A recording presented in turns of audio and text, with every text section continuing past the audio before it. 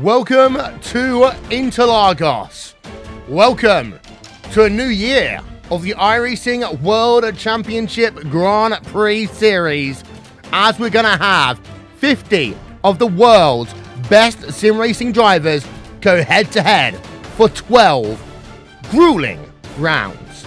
For those of you that have been with us all morning, welcome then to the highlight, the cornerstone of our coverage today.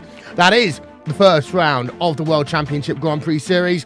For those of you just joining us, you have missed two fantastic events with the launch of RaceSpot Race Day, and with that, the launch of the RaceSpot TV Formula Renault Sim Cup, as well as the RaceSpot TV Super Cup. I've still got Paul Smith and Cam Walsh here for the next few minutes to wrap things up. And well, Paul, what we saw were two very different races in some ways. Formula Renault had a lot of action early on, then it calmed down a little bit. And then we had ourselves what I can only classify as pandemonium in that RaceSpot Super Cup event. Yeah, it was an absolute slugfest, was that Super Cup race, that's for sure. And but the Formula Renault still had some really good action involved in that one as well. So those guys put on a show for us. But I'll tell you what, that Porsche Super Cup race, that's going to take a lot to beat now, because that's really set the bar for the racing today. Yeah, and Cam, if what we've seen is any indication, we basically are looking ourselves forward to an amazing Saturday worth of racing 12 times. And the next time we go out, it's to Sebring.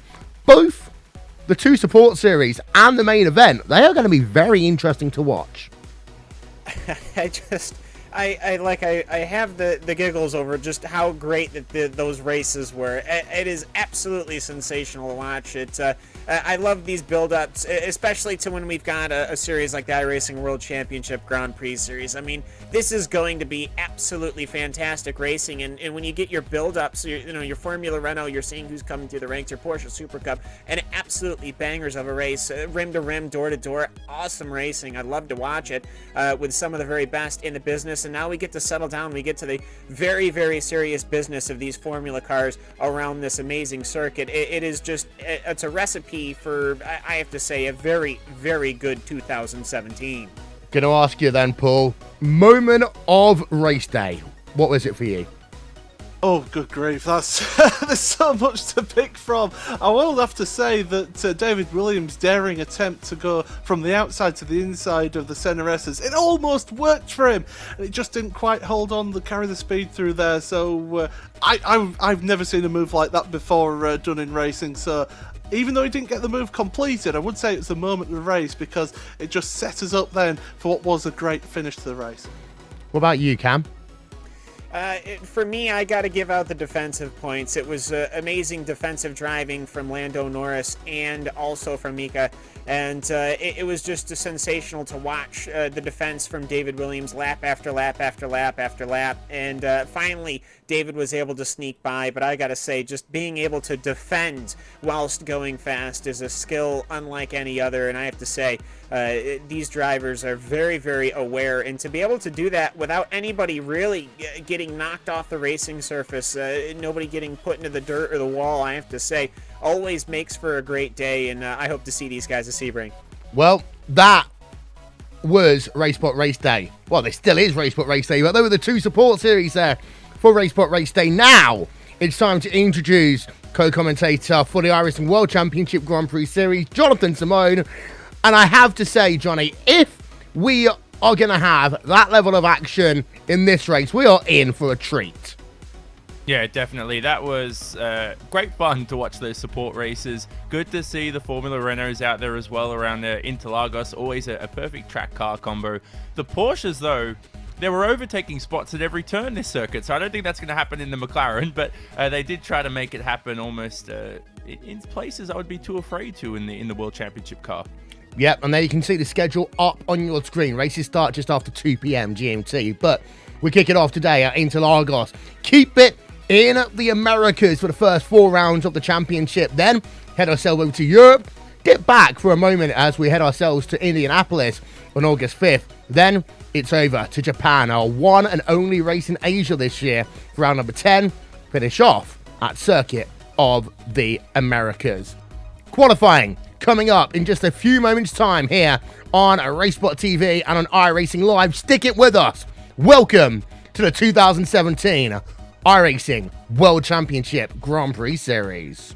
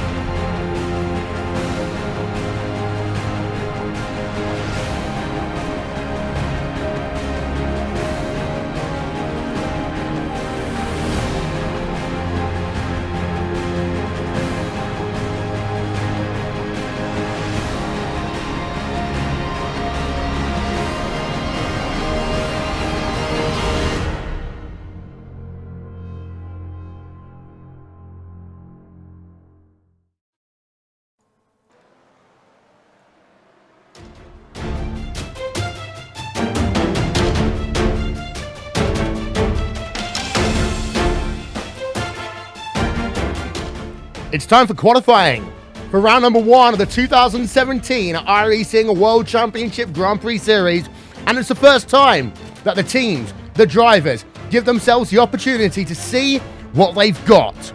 Are we going to have a standout moment like we had last year with a new team and a new driver getting to the top of the timing sheet, or are we going to see a return of some familiar old faces? That is what is in store for us over the course of the next 10 minutes here on RaceSpot TV, streaming live on iRacing Live. And here we are, Sao Paulo, 77 degrees air temp.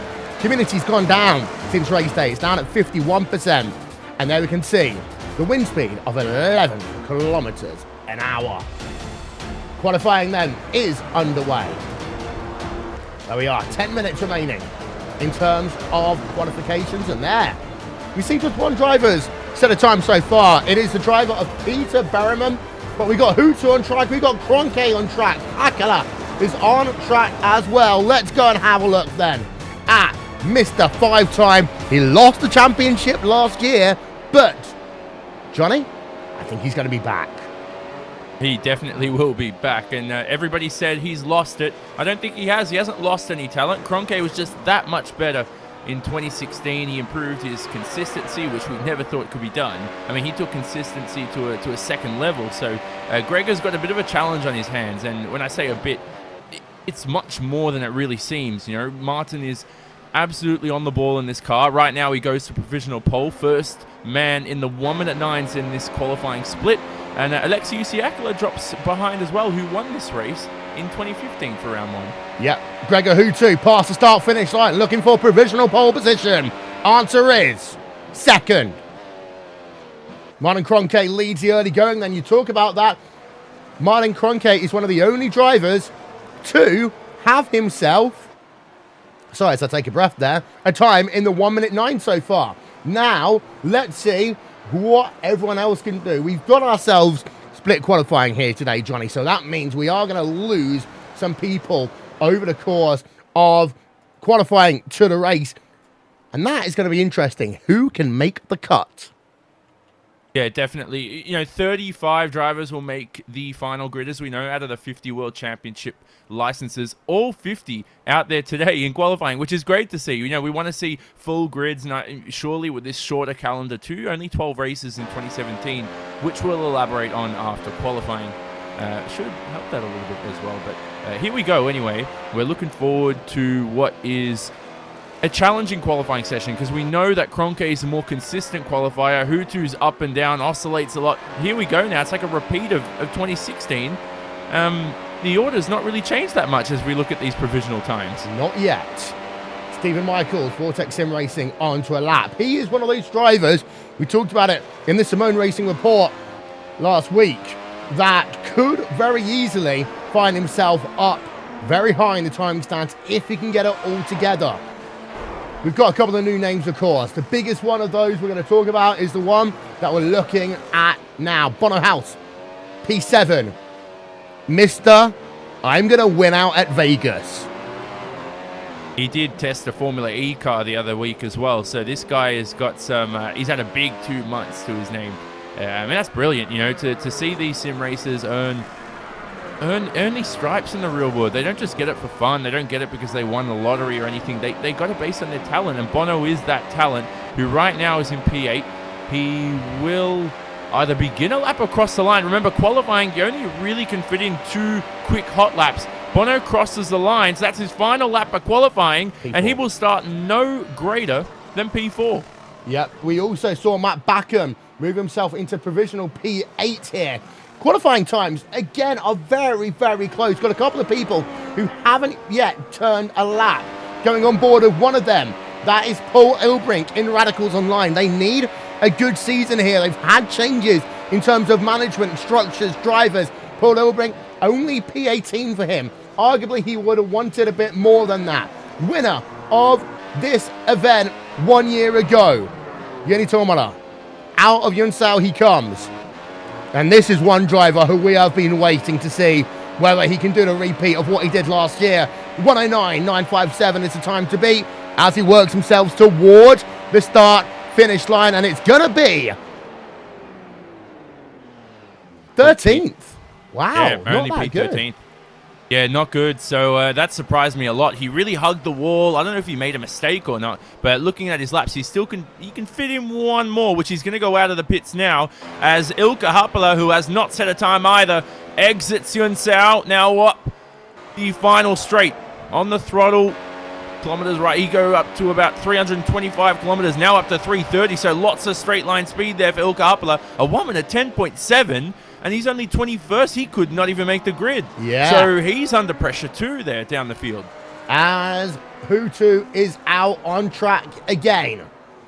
Martin Krönke hasn't yet come out. He wants to know what he needs to do, but we're on board right now with Gregor Hutu. There you can see the gap is 0.123 right now.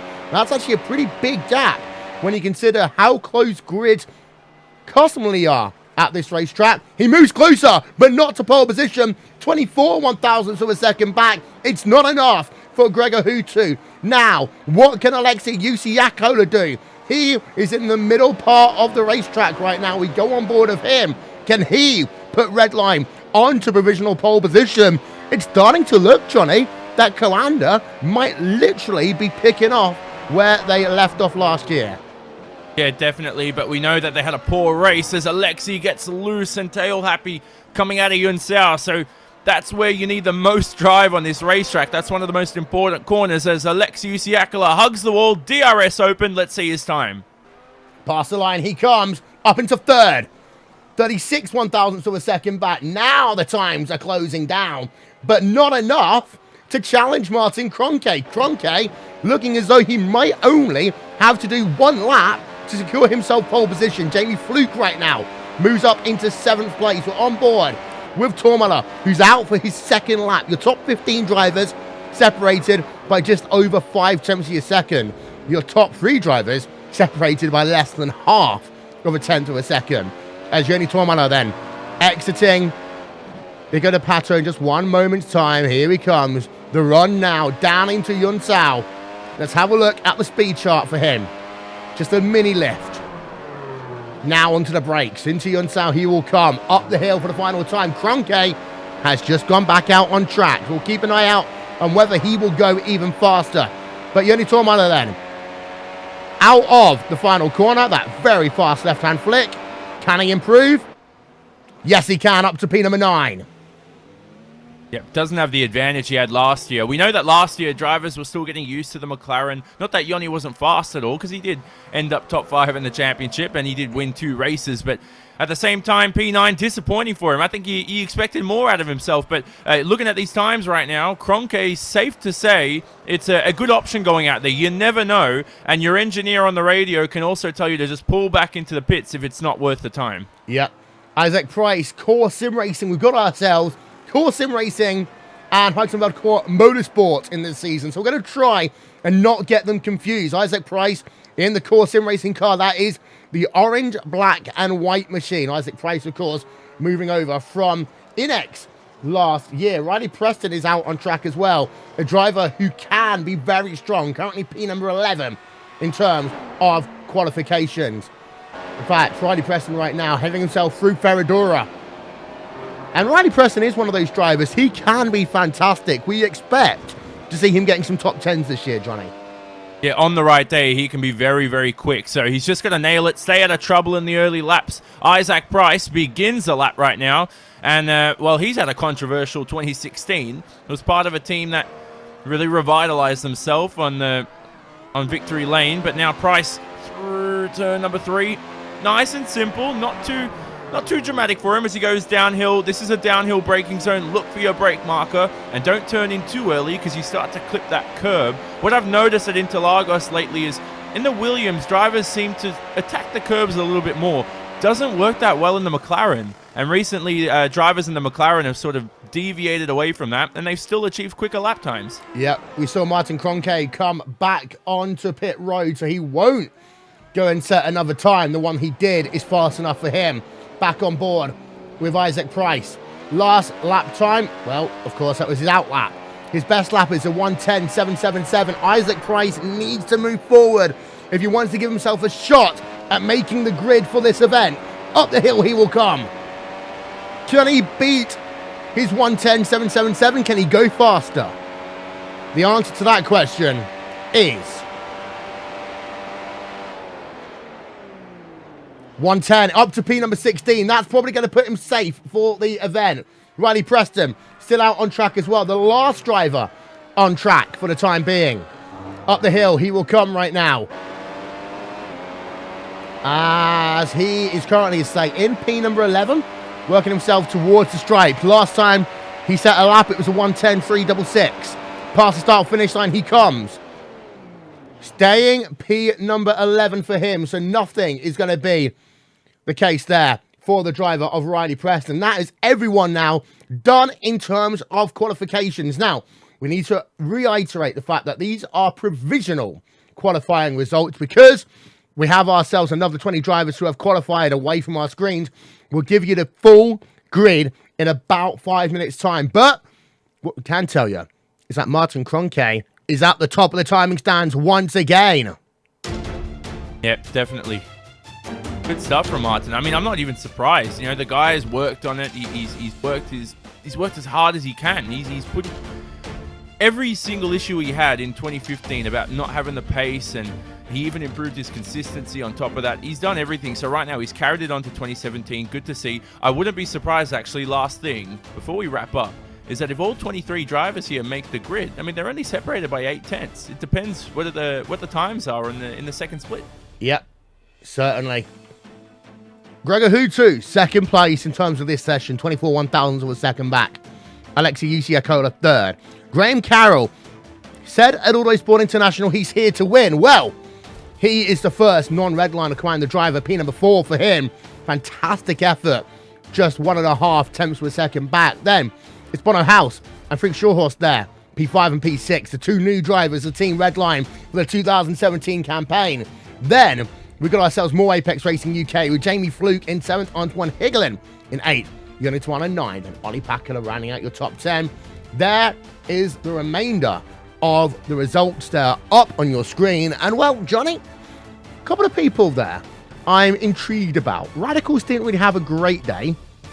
Orion had a miserable day.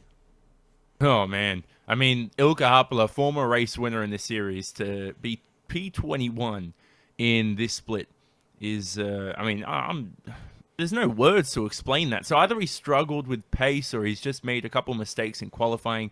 These sim races, though, their mindset is so into qualifying that I doubt they'd make mistakes. The only people that would make mistakes are the ones that are nervous, who haven't really raced a lot in the past 3-4 months, and the drivers who are only racing the World Championship.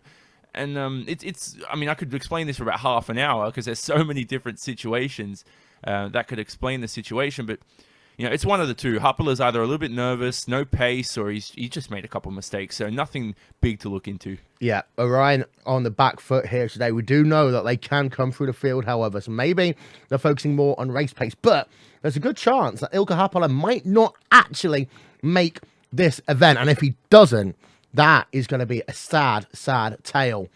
So we're going to give you a quick commercial break. When we come back, we're going to have an onboard lap with the driver of Martin Krönke. And also, we're going to tell you what your grid is for round number 1 of the 2017 iRacing World Championship Grand Prix Series. But first, here's a look at what you've got to look forward to in the NASCAR Peak Antifreeze Series, powered by iRacing. The NASCAR Peak Antifreeze Series, powered by iRacing, is the premier NASCAR eSport series featuring the cars and tracks from the Monster Energy NASCAR Cup Series. The 2016 campaign saw a return to the top of the mountain by Ray Alfalla as a 3-time NASCAR World Champion. The march to that championship was not easy, though, despite the fact that Ray Alfalla took home the most points in series history. It just also happened to be the tightest championship fight we had ever seen. These guys are set for the 2017 campaign, and as it has been for the 7 years prior, it is no longer going to be a straight shot to the championship. We are going to see the biggest change in this championship picture in series history, as for the first time ever, there will be a chase for the championship. We're going to go into the Homestead Miami Speedway at the end of the season with the 4 best oval sim racing drivers in the world absolutely tied in the championship. You just got to beat the other 3 guys out and you will become an official NASCAR champion. You're going to get yourself a NASCAR championship ring and, of course, $10,000. These are the iRacing eSport World Championships, the pinnacle of sim racing competition. You can catch it all season long, live coverage on iRacing.com/live.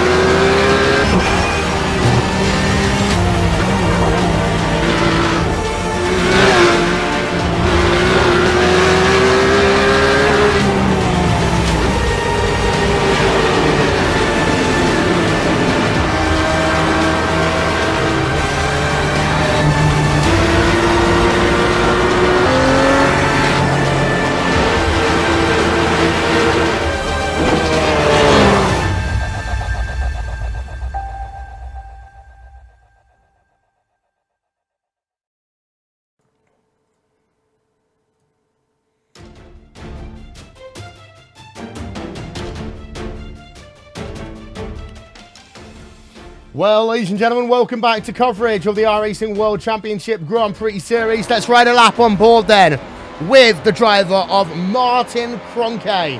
Show you how he got to the top of the mountain here today.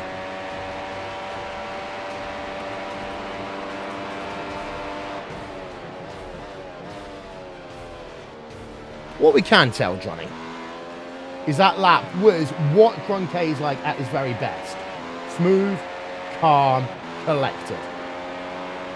I mean, that's just brilliant right there, to watch one of the world's greatest sim races. The way that car is set up is, you know, obviously you tailor it to how you like it. You know, some drivers think you need to tailor a car to go fast around a racetrack, but other drivers believe that the more comfortable the car is set up to your style, that's going to make you a little bit fast. Now, I saw a couple of moments where I felt like the car was on the ragged edge of grip, and I felt like Krönke was about to lose the front end. So front end looked loose a couple times. That could be tire temperatures, could be something else involved, but apart from that, I mean, it's like he didn't even... Are we allowed to call him a robot or something? Because I don't know if you're allowed robots in the World Championship, but that's just carbon copy of a robot right there. That's brilliant. It is. Just getting word in, by the way. The 35 driver is going to qualify. Palas-Ramiak, who's going to be 110.914. 1/100th of a second is the difference between being in and being out here today. And that shows just how tight the iRacing World Championship Grand Prix Series can actually be, Johnny. Going to run through the full grid in just one moment's time. But 1/100th of a second, that is painful. No, but that's life, you know, that's sim racing. You got to deal with it. This grid it's filtered.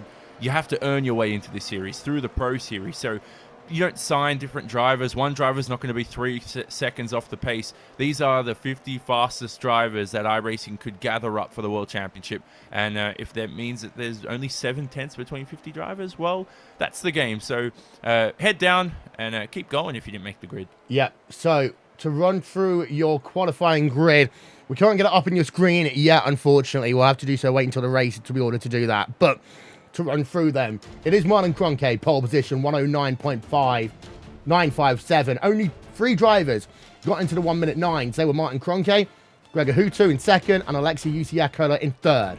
Graham Carroll in P number 4. Fantastic qualifying effort by him. He said he's coming for race wins, and he's making a statement early. But a house there in P number 5. Michael Dinkel outside of row number 3. Then Freak Shawhorse in 7th place. Jamie Fluke in 8th, Antoine Hegelin in 9th, and Yuta Saito in P number 10. Winner out last year, Jenny Tormala in 11th, Ollie Pakala, disappointing day in 12th for him. Riley Preston in 13th, Matt Backham in 14th, Patrick Holtzman 15th, Sembulik Bassi in 16th, Mo Garfilo, Pashas Gurgis in 18th, Martin Peter Taylor 19th, Isaac Price in 20th. Then Marcus Jensen, Marines Kolak, Peter Berriman, David Corpse, and Yao Vaz are P number 21 through 25. Remainder of the drivers that qualify: Ilka Harpala, Daniel Arndt-Worthing, Kazuki Umeshima, Tomo Meglek, Stephen Michaels, Paul Ilbrink, Lucas Scott, Robin Friscott, Daniel Beda, and Balez Remniak works himself into the event. People who didn't qualify: Diego Oliveira, Kevin Ellis Jr., Alex Bergeron, Simon Guttel, Dion Verges, Jorge Montanez, Victor Prado, Fabrizio Gobbi, we've got Ficara, and also Fenric Kern. Talking this about the Simone Racing report, some of the Apex Academy drivers didn't qualify. When actually, I said, Johnny, they did need to really be hitting qualifying hard if they want to show that that Apex team has got the ability to stand on its own 2 feet. Yeah, and look, I mean, to see these drivers not make the grid, a lot of them are Pro Series drivers, a lot of them still have to gain the experience. So as I said, it's not the end of the world. And I wasn't wrong before. When I looked at that first split, I wasn't really...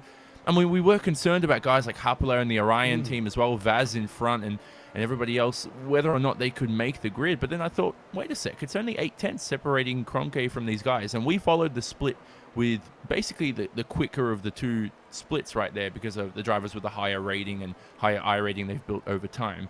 Going back to the front, though, can I switch some credit to a man named Michael Dinkel, who puts himself onto the 3rd row? This is a guy who struggled with qualifying basically, I'd say, his whole Grand Prix Series career. And he puts it on the 3rd row in round 1. Yeah. Now, you can't really fluke laps in qualifying because you test it so much over the past 1 month or however long you've been testing. So that lap is genuine pace, and he's also quicker on race pace. That is a brilliant start for Apex Racing UK to put Graham Carroll in 4th, Michael Dinkel 6th, and they're splitting a few Redline drivers there, and UC Akala, Huss, and Shothorse there in 7th. And what about Jamie Fluke in 8th? I didn't even see him. Anton Higlin behind. I better look at this grid before I comment. This is amazing from Apex. Look how many Apex cars you got in the top 10. This is one of the best results they've ever had. Yeah, and I will say one thing as well. For Apex, I always said that this had to be their season to do stuff. Based upon one qualifying session alone, they've moved themselves ahead of Inex. I mean, that's just brilliant. I mean, the hard work, and we spoke about it before when we did our preview podcast, was this team's got an 8-car field right now for the season. If they can piece it together, they'll nail it. It's just about whether they can mesh and whether the chemistry goes in and whether or not everybody complements each other well. Like I know Patrick Holtzen starting in 15th. That guy's really quick, and I'm really looking forward to see where he can go in the race. Also, Mac Backham starts in front of him. Those are a couple of guys that obviously on different teams, but Holtzman can learn a lot from these teammates, and they can learn a lot from him. That team is really set up for success if they get it right. Ladies and gentlemen, don't forget, you can keep up to date all race long here on RaceSpot TV and on iRacing Live. Head to racespot.tv/live for live updates throughout the course of this event. Live timing and scoring is available on racespot.tv/timing. And of course, we're live on iRacing Live as well. And we're getting to that point then when we got to start thinking about who's going to win this one. And, well, here's the interesting situation then, Johnny, because you have got Coanda out front, but he's not got any backup. So, actually, Redline and Apex, they're the people who's got the kind of shape and the numbers going together here. And, actually, Krönke's going to have to run away early if he's going to win this one. Yeah, no Mitchell de Jong to support him. He's generally the guy that is up there. And we know de Jong, who had pole here last year for round 1, they did suffer in race pace. That's not going to happen in 2017, obviously. They're used to the car. They know how to piece this McLaren together. It's just based on the start, I started there for a little bit just because you don't know. If Krönke sustains the start, I think he's got the pace. No question. It's going to be between himself and Hutu. Alexi's always quick, but sometimes he tends to drop off in terms of race pace if he doesn't find his rhythm. So it's definitely between those 3 at the top. If I had to pick one, I'd probably pick Krönke. But, I'm not trying to cop out here and give the easy answer, but I wouldn't be surprised if Hutu or UC Akala jumped ahead in the lead. Yeah, I'm going to ask the same question to Rachel Whiteford, who's doing social media for us as well. Hopefully I'll get an answer from her in just one moment's time.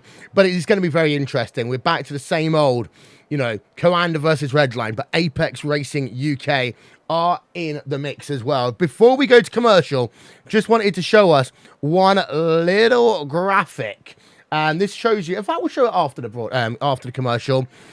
Rachel, who's going to win this event? It's a tough call, Will, so we're going to have to see exactly who can do it, but Bono Huis is an unknown to the series, could be a big factor.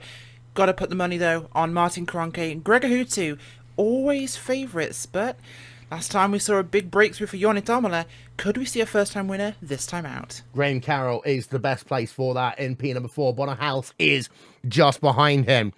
So that is it then in terms of our pre-race coverage. But we just wanted to show you this one before we went to commercial. There are the winners. Only 15 drivers have ever won an iRacing World Championship Grand Prix Series event. You see that Gregor Hutu has won 48% of all races today. Hugo Louise in second has now retired from the series. Actually, what you expect to maybe see this year is Martin Krönke moving himself up to second place in the all-time wins list. So, let's step aside for a few moments. When we come back, it's time for the first round of the 2017 iRacing World Championship Grand Prix Series. It is here, it is live, it's on RaceSpot TV, and it is next.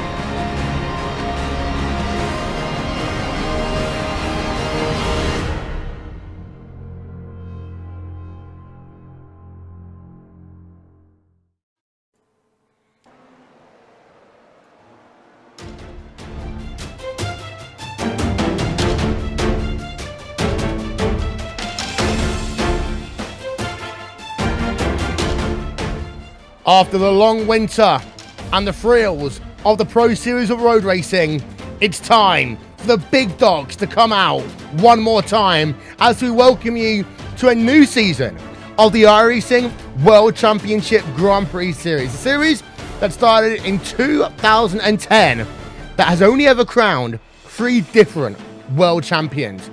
It's been the pleasure to call Hugo Luis, to call Gregor Huttu, to call Martin Krönke a world champion, and in 2017, are we going to get a new person adding themselves to one of the most illustrious lists in all of sim racing? Or is it going to be a case of the same again? That is what we've got to look forward to over the course of this broadcast on RaceSpot TV, streaming live on iRacing Live. Will Vincent here, along with Jonathan Simone. Cameras done by Isvan Balao. We are here at Sao Paulo for 71 laps. And well, I'll tell you one thing, Johnny. Business has picked up. The wind has picked up. It definitely has. I'm really looking forward to this. These drivers have not raced since the end of last season. Well, most of them anyway, who tend to be exclusive to the World Championship. And, I mean, the grid right now, not shaken up as much as I thought it would be, but a couple of new faces up the order. Bonahas and Freak Shotos starting 5th and 7th. We'll go through the full grid in a little moment's time. But, you know, this is the time to warm up now. Get used to the heavy fuel load. You've just finished qualifying. Can you get used to this heavy fuel load around the 4.3 kilometers of Interlagos in the short amount of time you have to warm up? All the braking points are different. Everything's a little more different. Yep. And for those of you just joining us, this is what you've got to look forward to over the course of this season. 12 rounds make up the iRacing World Championship Grand Prix Series. All of them starting at the same time. In 2 weeks' time, we head ourselves to Sebring. Then, fortnight after that, to Circuit Gilles Villeneuve. 4 races in the Americas to start things off. Then we head ourselves to Europe. Monza, Silverstone, and Imola. Back to America for Indianapolis. Then Spa, Suzuka, Nürburgring, and Circuit of the Americas round out this series. And as we were talking about a moment ago as well, here are those who have won an event in the iRacing World Championship Grand Prix Series before. 15 drivers have done that. However, the stats are obvious there. Gregor Huttu has won almost half the races. Combined, 3 drivers have basically won 70% of all races in history. That's a good stat. Hey, Yeah. it's been minimized a little bit. Last year, Huttu was over the 50% mark of all time series races in history, but Krönke had the most wins of his career in one season, had 9. And, I mean, that's the first time we've seen Huttu on the back foot pretty much since 2011. That was the last time we switched cars as well, which we spoke about endlessly in 2016. Anyway, back at Interlagos, new season, nothing to worry about. Gregor hasn't lost any talent. Best overtaking spots today as we watch drivers get so feisty. I've seen a lot of taps in qualifying. Best overtaking spots into turn 1. We know the downhill braking zone into the center S, and then turn number 4. Yep, grid up on your screen. Martin Krönke then will be coming first into turn number 1 here at Interlagos. Gregor Huttu alongside him, front row of the grid. Alexei Yakola in 3rd. Graham Carroll in P number 4 for Apex Racing UK. Head on back, we've got Bono House there in the number 11 Team Redline machine making his series debut. Michael Dinkle, Apex Racing UK, another Apex driver inside the top 3 rows of the grid. Then Frick Shawhorst there in P number 7. Jamie Fluke in 8th place. 9th goes to Antoine Hegler and Yuta Saito in the 10th position. Last year's winner, Gini Tomala in P number 11. Ollie Pakala makes it an all-finish row number 6. We cycle it on back, and well, this field here today, we are really looking forward to seeing it. 35 drivers coming around this racetrack, and it's all going to be about surviving turn number 1, Johnny. Well, I mean, for 35 cars to scream into a downhill braking zone, first time this season. Now, not a lot of these drivers have been maybe raced in a grid that big. Those who have been in endurance races, certainly so. But I'm not going to say you're timid in those races, but you're less aggressive. So here in the World Championship, you can gain a lot of positions into turn 1. Whether you attack around the outside or the inside is pretty much based on what you see in front. It's down to a science as well. But trail braking is so important. Those who can brake and turn in at the same time without locking any of the front left or front right tires, weirdly, can really get the job done. And that was your grid up on your screen. 26 seconds remaining, and everyone's seeing that whole thing of coming on towards pit road just to get a check. Make sure everything is all good in their racing machine as they come now to get focused for the start of this event. Don't forget, live timing and scoring will be available all race long on RaceSpot.tv/timing. Live updates, RaceSpot.tv/live as well. Follow us on Twitter, like us on Facebook, do it all. Say hallelujah. It's time to go racing in the World Championship Grand Prix Series again. Practice is over. The talking, for the drivers at the very least, stops now. And that's it. It's now time to get yourself onto the starting grid. Get yourself ready for what will be a 12-race season in the 2017 iRacing World Championship Grand Prix Series. A shorter season means that you can't make any mistakes anymore. It's all about consistency, and Mr. Consistency is on the front row of the grid.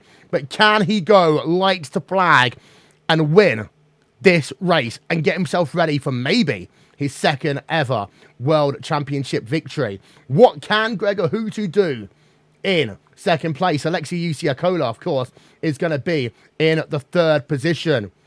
What about Graham Carroll in that fourth place? He has got the speed. We are ready to go racing. Let's get those engines revving. And let's welcome in a new season then. Lights go out. We are away. Down in towards turn number 1. The guys will come for the first time. Good start by Krönke. Hutu thinks about going down to the inside. Doesn't get the jump yet. Do they all survive turn number 1? No! We've got a car turned around. It's an Orion Racing Team car, and that's caused pandemonium. We've got an Apex Racing UK driver out as well, Johnny. Yeah, that's Riley Preston again. Another first lap incident for Riley, and it just seems to be a comical amount of incidents for him right now. There is Riley Preston at the very back of the field. As a consequence, it is worth noting Martin Krönke does lead as they come up the hill for the first time. Alexei Usiakola is in third place. In fact, your top 5 drivers, top 6 drivers are as they qualified right now. So no real changes. But to go back to the start of this one then, Johnny, Riley Preston involved in an incident. It's not the first time we've seen him done it, but there were 2 separate incidents down in towards turn number 1.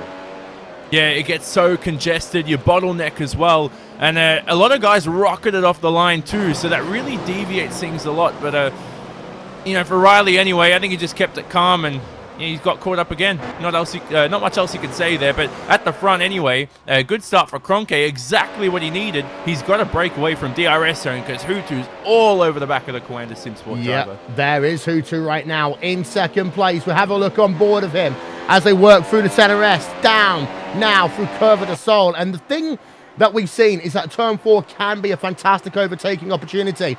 You notice behind, you've got 2 of the Radical. Actually, no, I'll take that back. That is 2 of the red line cars going pretty much nose to tail there. That's Rick Shawhorse and Olli Pakala. Olli Pakala, of course, one of these drivers famous now for running in virtual reality, Johnny.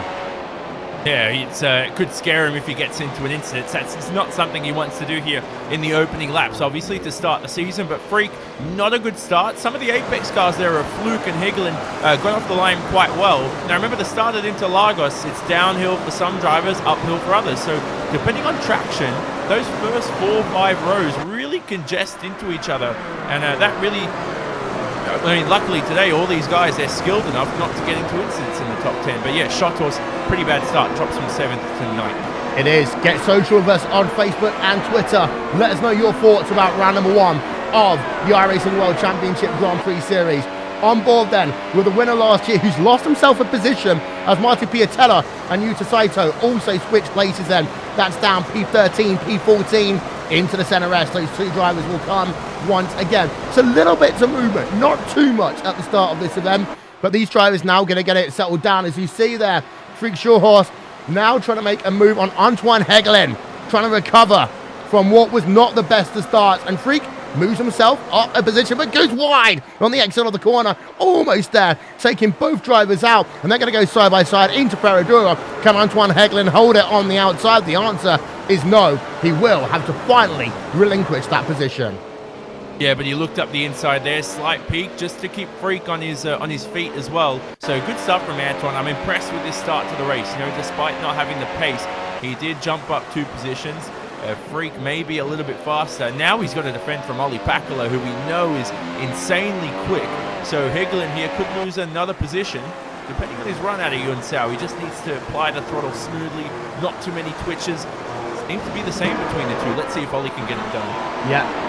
So Hägglund doesn't really have much return. Actually, it's starting to make me think maybe in terms of strategy, some of the red line guys are mixing it up at the start of this one. Bono House there over Graham Carroll through turns number 1, 2, and 3, the center S curve of the soul.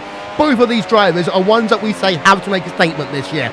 We know Graham Carroll says, I am going to make a statement. Bono House, I said, give him 3 rounds, he's got to be on the podium. And well, both of them so far inside the top 5. That's the sort of stuff both of them are going to be satisfied with, but they both want so much more. Yeah, I mean, you say satisfied, but even round 1, I don't think they will be that much. You know, it's a good result to get your feet wet and start the season, but in terms of their expectations, these guys want to win. And then they're going to expect nothing less than a race win this season. They obviously want to be future world champions. Bono has more pressure, I'd say, than Graham. We know that Apex haven't won a race in the series yet. So Bono right now behind Graham. Graham's out of DRS zone from the top 3, and this could cost Bono dear amounts of time. We know Bono's not the strongest qualifier as we saw in the Pro Series, so whether or not he has the race pace to win is another question, and we're not going to find out until he gets past Graham. Yeah, indeed. So it's worth noting, by the way, that Olli Pakala also moved himself past Antoine Hägglund. So the early race pace might not actually be there for the Apex Racing UK drivers, as we now go on board of the driver on Mac Backham. Backham is one of those drivers who is loved and revered by so many because he is so on it. The last time he was in the iRacing World Championship Grand Prix Series, basically, most of the times he finished inside the top 10, had that one disastrous round at Suzuka involving Hugo Louise as well, which gave him a 1 race ban. But apart from that, Backham is a driver who is always going to excite. Currently in P number 11, looking to get inside the top 10, and I am going to keep an eye out on this early race pace for the Apex Racing UK driver, because some of them have started to fall back a little bit in this event, but the 2 drivers really worth thinking about in terms of Graham Carroll and Michael Dinkel. They are holding their own right now with the legendary Bono House. Yeah, well, you call him legendary. He's still going to earn his status in this series.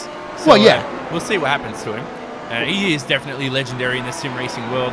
But you talked about Mac Backham before. Regardless of what he does on track, that guy is a great human being, great personality. I mean, someone I'd want to add to the team any day of the week.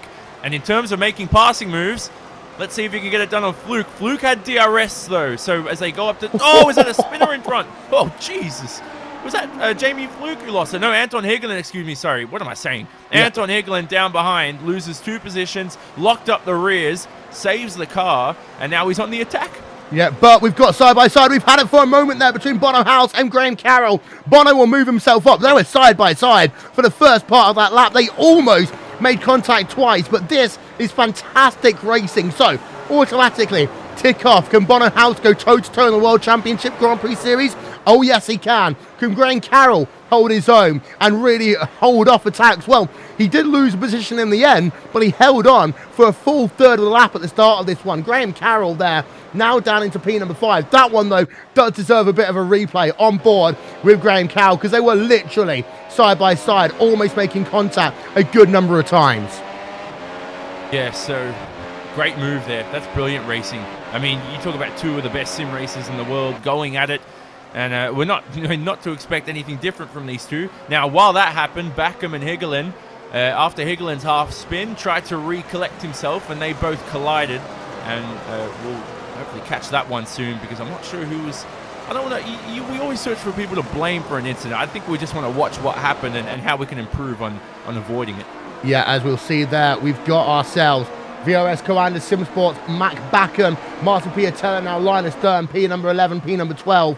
Antoine Hägglund is on pit road, so not a good day for him. Started off this race so well, but now on pit road, pretty much going to be determined as out of this event. Riley Preston as well, by the way, had himself another issue by the looks of it. He's all the way now down in P number 30. Let's go back to the front of your field. And let's show you the graphic. DRS is still in play now for Gregor Hutu versus Martin Krönke. Krönke realistically needs to get that gap over 1 second, because we know that Hutu's hallmark is going to be in about 20 laps time. When you get down to that kind of second, third of a fuel run, that's when Hutu generally is a bit better than Martin Krönke. But Krönke still got a 7/10 of a second gap. Hutu can't close up too much, but Krönke does need to put the hammer down. Yeah, and what I love about this battle is that Alexei Usiakla is right up there, a guy I'm always rooting for. Hopefully he finds his rhythm again, because he's a guy who I think has the potential to be a world champion if he can just avoid sort of spinning out of races and making those silly mistakes. Right behind, no freak shot toss, very close to Michael Dinkel for 6. I'm very impressed by these Apex cars of Carroll and Dinkel, because compared to the rest of the team, they've maintained the pace. But Dinkel's starting to struggle, and here's shot toss, maybe into Ferradura up the inside. That's going to be brave. And he's going to make it work.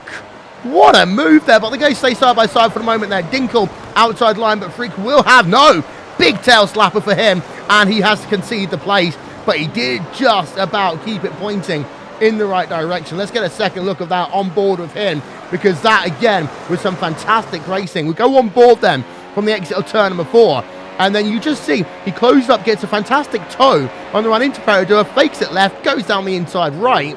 Good run there, but then he just loses traction through turn number 8.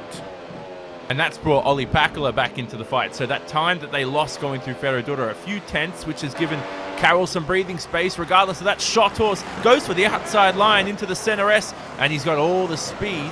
Can he maintain the line into the first corner? He has the grip there, so brilliant stuff from Freak shot horse. Smart move. You'd expect him to go up the inside, but I think he forced Dinkel onto a line he really hasn't taken all race, and that can really drop your confidence when you go there. Although, are we going to see another attack from Michael Dinkel? No, not yet. Now, Dinkel is in a red line sandwich. Olli Pakala is hunting down in P number 8. Ahead, by the way, these drivers have lost about 2 seconds to Graham Carroll. This is when you have to start thinking big picture, whether or not it's just worth allowing someone to go past, because losing 2 seconds in a race like this can be catastrophic. And by the way, Bono House has pulled out 1.2 second advantage over the driver of Graham Carroll in the last 2.5 laps.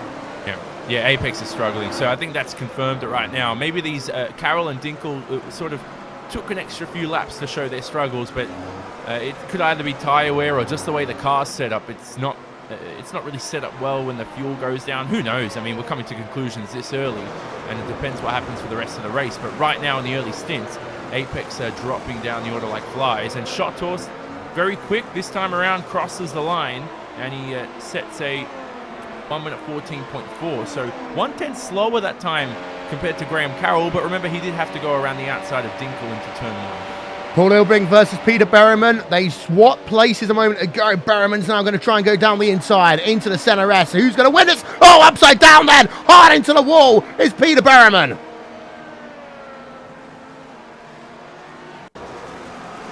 Well, that's not what you want to have happen, Johnny. No, definitely not. I mean, that's a serious incident right there. Ilbrink around the outside, not really sure what happened there. Oh, Ilbrink just lost it, so that's exactly what happened. It was hard to see just because of the fact that you're looking right into the corner, and Ilbrink's trying to maintain his line, not trying to collect Berryman, and then you realize that you have to obviously balance the throttle too with your right foot, so much goes on for these drivers under pressure. Obviously, Paul Ilbrink to blame for that one. Yep. Back up through the field then. Let's keep our eye out on this freeway battle for your race lead. You've got yourself Martin Krönke, Gregor Hutu, Alexei Usiakla. Let's show you your top 8 down at the bottom of your screen right now. And you know the fact that the top 3 have pulled out about a 4-second advantage over the driver sitting in 4th. That is Bono House. However, Graham Carroll still runs himself in P number 5 after losing that early advantage. And you can see he has now been caught up dramatically by Freak Short Horse and the train with him, Michael Dinkel, and Olli Pakala. So, we don't want to speculate too much, but remember last year, Radicals had themselves some issues with just getting the entire race done together. It seems to be the first stage of the event is working okay for Apex, but whether it is something like an ERS issue, or maybe they're going to come back a little bit later on into the run, and it's just that kind of early to mid window that they struggled on. We'll see anyway. It's hard to tell this early. We haven't had too much data, no preseason testing sessions or anything for us to gather scouting reports on. So this is just purely based on speculation and any sort of estimations we make here from the booth. But talking about radicals anyway, Cembelik Bassi, rookie to the series, very good talent, 13th in the first race, and he's right behind this mad scrambler driver. So they're all in this train behind Jamie Fluke, who had a ripper of a Pro Series, Jamie Fluke, and he's well deserved to be right up there in P9 right now. But yeah, look, at the moment anyway, I don't think it's too big of a deal. They're not losing 1 second a lap, which is a good thing. They're only losing maybe 1-2 tenths, which is, I don't think it's a dramatic ERS issue. It's not, and it's something they can work on over the course of the season as well. Martin Piatella versus Joni Tomala there. Both of them have got DRS open from Jamie Fluke, who's leading that train right now. Joni, you can see running in P number 10, but 6 tenths per second behind that driver of Jamie Fluke. And what we're starting to see then is a little bit of a DRS train evolving when neither of them can really make a pass over the other. Ollie Packard has fallen also a little bit off the back of Michael Dinkel. He's now 8 tenths per second behind him. Just a little small moment there for Ollie Packard, but he needs to keep that momentum going. If he falls out of DRS, he really is going to start struggling. You're going to use the M word again, momentum? We didn't think we were going to use him again. Yeah, don't start it. Ollie Packard, though, as you mentioned, he's lost more time coming out of Yun Sao. So either it's a rhythm issue or he's just losing a bit of pace right now. Remember last year we were unsure whether drivers were going to 2-stop or 1-stop. A lot of teams like to keep that data and a strategy to themselves. I don't think many teams are going to 2-stop this round, but if you're going to be stuck in traffic, you can give it a shot. So you lose about 21 seconds in the pit lane with a pit stop too, so whether it's worth it or not, it's these engineers who are in the ears of these drivers going to be calculating their minds away. Yep, on board then with Joni Tomala. He's just been passed. Here's a look then at that one as Marty Piatella dove down to the inside, was able to get the move done into the center rest, but actually Piatella was a little bit naughty. He didn't hug that inside curve the way he should have. You see, he just pushed the driver of Tomala wide enough that he lost himself a couple of tenths per second. Wasn't enough to allow Matt Backham to go past, however. This is a battle for the last step inside of your top 10. Backham is now going to be on the attack this lap, and actually these two commander drivers can potentially use that draft and work together to try and distract the driver of Tomala. Although, saying that, it's very hard to distract that number 8 machine. Yeah, you try so much to do everything you explained, but basically most of these drivers are just going to be like, hey, let's just drive. Let's just try and pass him. Forget these tactics of doing a Massa, let Alonso pass Massa and Webber into one corner or something like that, as we saw here at Interlagos. Mack has got a look here on Tomala. He broke really, really early. So Backham there was very conservative. I think he wants to set up the move into turn 4. He broke about 20 meters earlier than he normally does from his normal braking point. And he's just, whether or not he gets the run here with DRS, Tomala has DRS to defend too. Backham up the inside. Now remember, he had the incident there with Higgelin before, so he's a bit conservative going up the inside. This is a more conservative Matt Backham that we are seeing here, actually. You know, compared to the last time he was in the series, he would have made that pass, or at least have attempted to make that pass by now. But twice, he set him up and realised, no, actually, I'm not going to get my full car alongside. I'm not going to risk it. I like this from Backham a lot. Is it a better Mac Backham, though, being a conservative Mac Backham? Long-term, yes. Long-term, yes. Long-term, yeah, you're right. I think if you just let a driver be who he wants to be, and if he figures things out for himself, so if Backham wants to be the driver that makes poised overtakes and he has that flair and drivers are scared of, you know, when they're right behind him, then if that's who he wants to be, let him be who he wants to be. But if it's for the long term, it's better for him to be conservative. Then that's hopefully what we see, is he has another attempt here, goes for the outside line, which could work. Into turn number 1. He brakes early again, actually. That Kawanda car is braking a lot early into the corners than Mr. Last late breakers. Joni Tomala for the moment on the exit of Curve de Sol. He's not going to be close enough to really get a run. So we'll move away from that battle for the moment. We move up your field a little bit to the battle for P number 5. Graham Carroll and Freak Shawhorse. 2.5 tenths per second separating these drivers. Ajuta Saito also loses a position to the driver of Yao Vaz. Yeah, so Saito is not going to make the pass into Ferradura, but Shot Horse there Can't get past Carroll the same way Bono did. Now, Bono's actually made up 3.5 seconds on Graham since his move, but he hasn't been able to keep up with the top 3. So that explained the question I opened up before, whether Bono had the pace for the top 3. He doesn't, but he's in clean air. So he's only 4.3 seconds away. The race isn't over, but maybe Bono will make the pit stop. He'll start to get back into rhythm and things will go his way. Speaking about a lead, which we haven't looked at in a few laps, Gregor Hutu's had a DRS zone.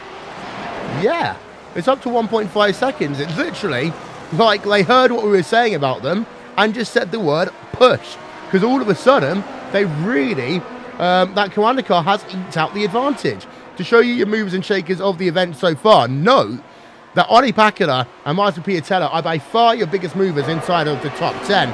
Martin Piatella is up 9 spots right now, and he's right behind the driver of Jamie Fluke, who runs in that 9th place in that number 9 car.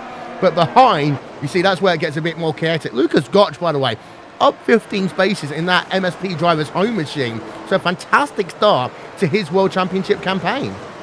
Yeah, and I like the color of that MSP driver's car, so that's a nice livery they got there this season. Lucas Gotch, very underrated driver. I think he gets overlooked quite a lot. He's definitely not quick to the point where he's going to win World Championship races, at least this season, but he's a guy I think doesn't get the praise he deserves, and he's consistent, he knows his stuff, he's occasionally spikes up some good performances. But can I go back to Mac Backham for 2 seconds? Okay. When he was trying to pass Formula, I don't think it's like a car issue in the Quanta SimSport car. He's just not confident under braking because he's so stable going into turn 1. Obviously now he's half a second back, so he's not going to attempt. Well, it's Mac Backham. He could attempt an overtake. You never know. But regardless of that, the car's too stable. I just think he's too hesitant. I think the incident with Higgeland's got into his head. Someone needs to coach him and just say, forget about it. You need to have a short-term memory. Yeah. And as you said before, you know, just be who you are. I mean, yes, there's a difference between coaching and redefining your driving style. For a driver like Matt Backham, actually, it is just a little bit of coaching, I'd say, more than redefinement, because Backham really has got that pure pace. Another driver looking to show that he has got a lot of pure pace is the one in P number 6. That is Freak Shorehorse. Although the driver ahead of him, Graham Carroll, doing a sterling job. He has fallen back in the last 10 laps quite a bit in terms of time from your race leaders. He's now over 10 seconds behind your race leader is Graham Carroll, but still holding his own there in terms of that 5th position as they come up the hill one more time.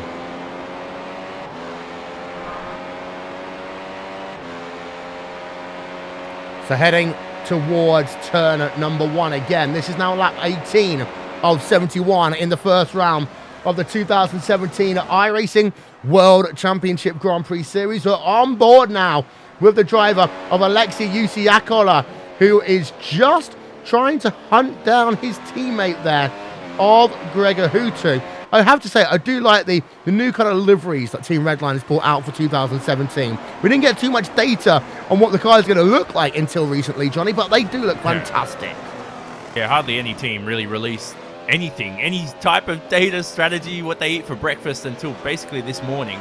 So teams very trying to hide everything in a way, and obviously that's part of being competitive. I like Alexei's livery though, and it's a little bit blue. I think, look, it's like half of what Gregor Hutu's livery is. I think he's half taking over the reins from our 5-time world champion. Are we looking into this that far? Right now though, Hutu, who is identical lap times to Krönke last time around. Alexei was 1/10 faster than the pair. This time around, Krönke will cross the line 14.0. Hutu sets a 14.2, and Alexei behind 14.1. So these three are just trading times basically within the 2/3/10th range of each other. Yeah, having a look back, by the way, Matt Backham really has now fallen off the back of Yoni Tormana. In fact, now Sam Bullock-Bassi is right on the rear of the number 4 machine. Bullock-Bassi doing a sterling job there in the Radicals Online team. I did say after qualifying I was a little bit worried about what is going to be the fate of Radicals Online this year. But Bullock-Bassi, sterling job so far in P13. Doesn't get the DRS open quickly enough though. You see, he lost about 4 clicks in a straight line. Is ahead of them side by side, and that is going to be the driver of Tomalup versus Jamie Fluke. Yep, so Tormala couldn't make his way past. Had a peek, though. You've got to get Fluke nervous, the rookie in this series, who's having a stelling race. so far on lap 19 to 71. So it's not done, Jamie. Keep getting it there. Keep pounding away. Keep pounding the rock. As Bullock Bussy, though, behind. Going back to him. You know, he wants to be Turkey's first ever Formula 1 driver. I think that's his goal, not his dream. So it's good experience here in the World Championship. I don't think people understand that sim racing really, not just for motor racing, but just in the real world, the amount of, the way it teaches you to deal with pressure and deal with criticism and to ignore the criticism that's not constructive and et cetera, et cetera. I mean, I'm not trying to be a life coach, but it's so much, and it's good for Chem right now if he wants to go into Formula 1 in the future, if he's talented enough and has the budget, as we have a move at turn 1, he could get it done. Here's Tormala straight past. Yeah, we were just having a look there as well. Ollie Pakula versus Michael Dinkel. So we've got a couple of things then we want to re-show you. The first one is this one in towards turn number 1. Look at that then, side by side between one of the Apex drivers there, Dinkel, and the driver Ollie Pakula. Then you'll notice, we'll get yourself a second look at that one. That was a bit of a wiggle at the end of it, actually, for Joni Tormala, but we're having it now on board of him. And he was a good 4 car lengths back as they worked through the final corner. But then that NX Racing car, we always talk about how fast they are in a straight line historically. Bam, down to the inside. Thank you very much. I am going to move myself up 1 position, is what we just saw the number 8 machine do. Out front, Krönke versus Hutu. Up to 2.1 seconds. Yeah, we'll see what happens when they pit, though. I mean, this could change the race quite a lot. I knew that Krönke, once he gets it, I think he gets better as he keeps driving. He's not someone that in the first 5 laps will tear people apart. It's just more, the longer you let him go unscathed, the faster he's going to get. So it's like you're dying slowly. It's the worst way to lose a race now for Gregor. The good thing is, he's got 50 laps to make up for it. And that's why I'm trying to think here. If he goes for an early undercut, he's going to pretty much lose the rest of the stint if he doesn't get past Martin. Do you get what I mean there? So if he tries to gain the 3 seconds, but then Krönke comes out of the pits by 2 tenths in front, Krönke's going to have maybe 5 laps fresher rubber on Gregor, and that's an extra 2-3 tenths a lap for the rest of the second stint. He's pretty much race over right now. So engineers there at Redline probably going to scratch their heads and come up with something if Gregor doesn't have the pace. Isaac Price runs himself in P number 15 right now. Marin S. Kolak just 2 tenths of a second ahead. Then you've got yourself Patrick Holtzman there in that train as well. Haven't really talked much about Holtzman. Of course, changed teams. He is now a part of the Apex Racing UK stable after being at Thrustmaster Movano last season. Lucas Scotch, we talked about him already, P17 in the MSP driver's home car. But that's a nice little train, a nice little battles there developing between these drivers in the first round of the championship. Bullet Bassey's getting himself a good run this time by over Matt Backen, but again, losing out in his straight line is that Radicals car. Yeah, maybe they just don't have the pace in the setup. Backham, though, is conservative under braking. If you're a smart driver, and Chem is, you'd know to, as soon as the doors open, go up the inside. And that's what you're going to do right here. He's got a good chance at turn 4, but yeah, no straight line speed. I don't know whether Coander's fast in a straight line or Radicals is slow. It's so difficult. I saw 187 there for Chem in that number 12 Radicals Online machine, but that's the thing for Backham, is he has got the DRS open on his car as well, because he's still within a second of Jamie Fluke. But in terms of DRS wars, that doesn't seem to be helping. In fact, it seems to be hindering that Radicals Online team, unless, and I want to have a look, maybe Chem has got some issues with his DRS, so we'll need to have a look the next time they come past the start-finish line, just to have a little bit of a peek there on that number 12 Radicals Online machine. But worth noting that Alexei Yusiakola is right still with Gregor Hutu, and we have got word, by the way, coming through that Chem has got a bent front wing, but that won't really hurt you that much in terms of straight line speed. And let's have a look. Yep, the DRS flap does go open on Bullet Bassey's car, but he does continue to lose. It's about 3 car lengths he loses in each straightaway. But a bent front wing for him, you know, I would have thought that was hurting more in the corners than it would do in a straight line, and he seems to have good cornering pace still.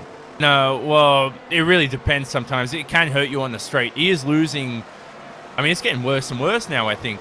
He's losing 5 kilometers an hour on the main straight, so that's the straight from Yunsao all the way to turn 1, the center S, but, well, unless they repair it in the pit stops, and whether that costs him time too, is it worth the maybe 3 seconds you lose in the pit stop? Yes. Or, which I think it is, obviously, yeah, you agree with me, or do you not repair it? I think we answered that question before I even asked it. Good job. A few seconds in the pit stop to replace front wing. That's, let's say, 4 seconds. Or if you're losing 2-3 tenths of a second, it's simple maths. You gain that time back in 10, 11 laps. Well, so Freak Short Horse versus Graham Carroll, by the way, it's kind of stagnated a little bit. It's a nice way of saying it. You can see there that 208 miles an hour, though, Freak was doing in towards that first corner. That's astonishing speed. Yeah, good speed, whatever that is in kilometers an hour. I don't like how you Brits use the imperial system. You guys got to get with the metrics. Divide by 5, multiply by 8. I'll do that in my head. Yeah, okay. 2 hours or something. Shot horse, though, into turn 4. Right now, the Skidder Interlagos. I love that corner because when you get it right, it's one of the sweetest things in sim racing. But I'll tell you what, when you get it wrong, you feel like you want to throw your wheel off the desk. You want to kick up a storm and everything. It's just such a... you love the corner when you get it right, but you hate it when you don't. That's the best way to explain it because the exit sort of cuts in on you. It doesn't open up. And it's downhill too. So easy to get wrong. Here they come towards turn number 12. And if iRacing gets some wet weather in the future, this is going to be a corner that catches drivers out in the future. It is. It's just having a look, by the way, at this continued battle. Short Horse much closer now to Graham Carroll than he has been the previous couple of laps. Let's have a look at the speed charts then for both of them. Up to 207 miles an hour again. It's about a 6 mile an hour difference DRS is providing Short Horse over Carroll, but it just seems to be out of Yunsao. Carroll's getting the better run for the time being, although this time they are going to be close on the exit of Curva de Sol as well. Will this allow the 22 a chance to get close? Not anywhere near close enough, really, Johnny. No, not really. He didn't get the run out of the center S, which is the most important part of making a pass into turn 4. Generally, the pass into turn 4 happens at Yunsao. If you get the run there, you force the driver offline, which is what Freak did. It's just the run out of the center S, as I said, was not good, so he's got to improve on that. What I do like from Freak this round is that he hasn't gotten himself into trouble. He's shown his full, well, not his full potential, but he's shown some good potential. And that's what we want to see. We don't want to see him get into these silly incidents like a lot of drivers have when they come into the series. Just saw Stephen Michaels there passing Yuta Saito, moving himself up into P number 19 for the time being. Isaac Price, Patrick Holtzman, they continue to scrap. Isaac Price there in the core sim racing car. It's worth noting there are 2 cores in the series this year, Johnny. We've got core sim racing, which is what we're seeing now, and we've got core motorsport also entered as an entrant. Yep, and that's whether Andre Borcher, who races for Core Motorsport, actually attends the series. There's Backham now. Here we go. Outside into turn number 1. No, can't make it work. That's as close as he's been to Jamie Fluke in a good 7 laps or so. Got himself alongside on the outside. Jamie Fluke was protecting the inside into the corner. Backham's going to get a better run out of turn. Actually, no, he doesn't in the end. He just lifted off the noisy pedal, I think. And the thing is, Fluke still got DRS from Yoni Tormala until the point that Tormala pulls out over a second, which is close to happening. I don't think Backham's really going to get a chance. Yeah, but he swoops in the car nicely into Ferradura, much like the Magpies here in Australia. I got swooped the other day walking home. Magpies here are so crazy, but that's basically how you have to attack Ferradura. Trust me, that's a story for another day, I'll tell you. But Backham right now is... It's like one of the most confusing things I've ever seen. Is he confident or is he not? Like, I don't know whether it's definitely not with the car, because the car looks cool, it looks stable, everything's going well for him. It's just whether or not he can push and make the move. Just do it. There's nothing to lose here. You're in P12 already. I mean, you should be up there in the top 5. And here he comes. Go up the outside or inside. What's he going to choose? Outside again. Not close enough. But it was worth noting there that at the DRS activation point, Fluke was 9.5 tenths of a second behind Yoni Tormala. So I would say maybe next lap. A much better run, though, for Backham this time out of Curva de Sol. Dances it to the inside. And no, again, he just pulls back in. That was the best chance for Mac because Fluke had a twitch on the exit of turn 3 there. So the left-hander, the fast sweeping left-hander, and that's the corner where you just have to hug the inside, don't touch too much curb, and Fluke did exactly that, and that's why the small twitch happened. Good save though from Jamie, but Mac, that was his best chance. It was. The thing worth noting is that Fluke is still within 1 second of Yun, despite that little twitch. So he should, so long as he exits Yun Sal okay, still be within a second. Let's have a look. It's going to be close, and we talk about hundredths of a second here. Another twitch. That's the difference then. 1 second. Exactly. Does he get DRS? I think actually they might give it to him. Yes. Exactly on the 1 second mark. You can't get much closer to losing DRS than that, as we've got Graham Carroll on pit road for the first time. And that's important because will that release Freak Shot Horse into some clean air? Carroll out and away, seamless pit stop. Not the best place for your box to be set, so he's not going to get the most ideal exit.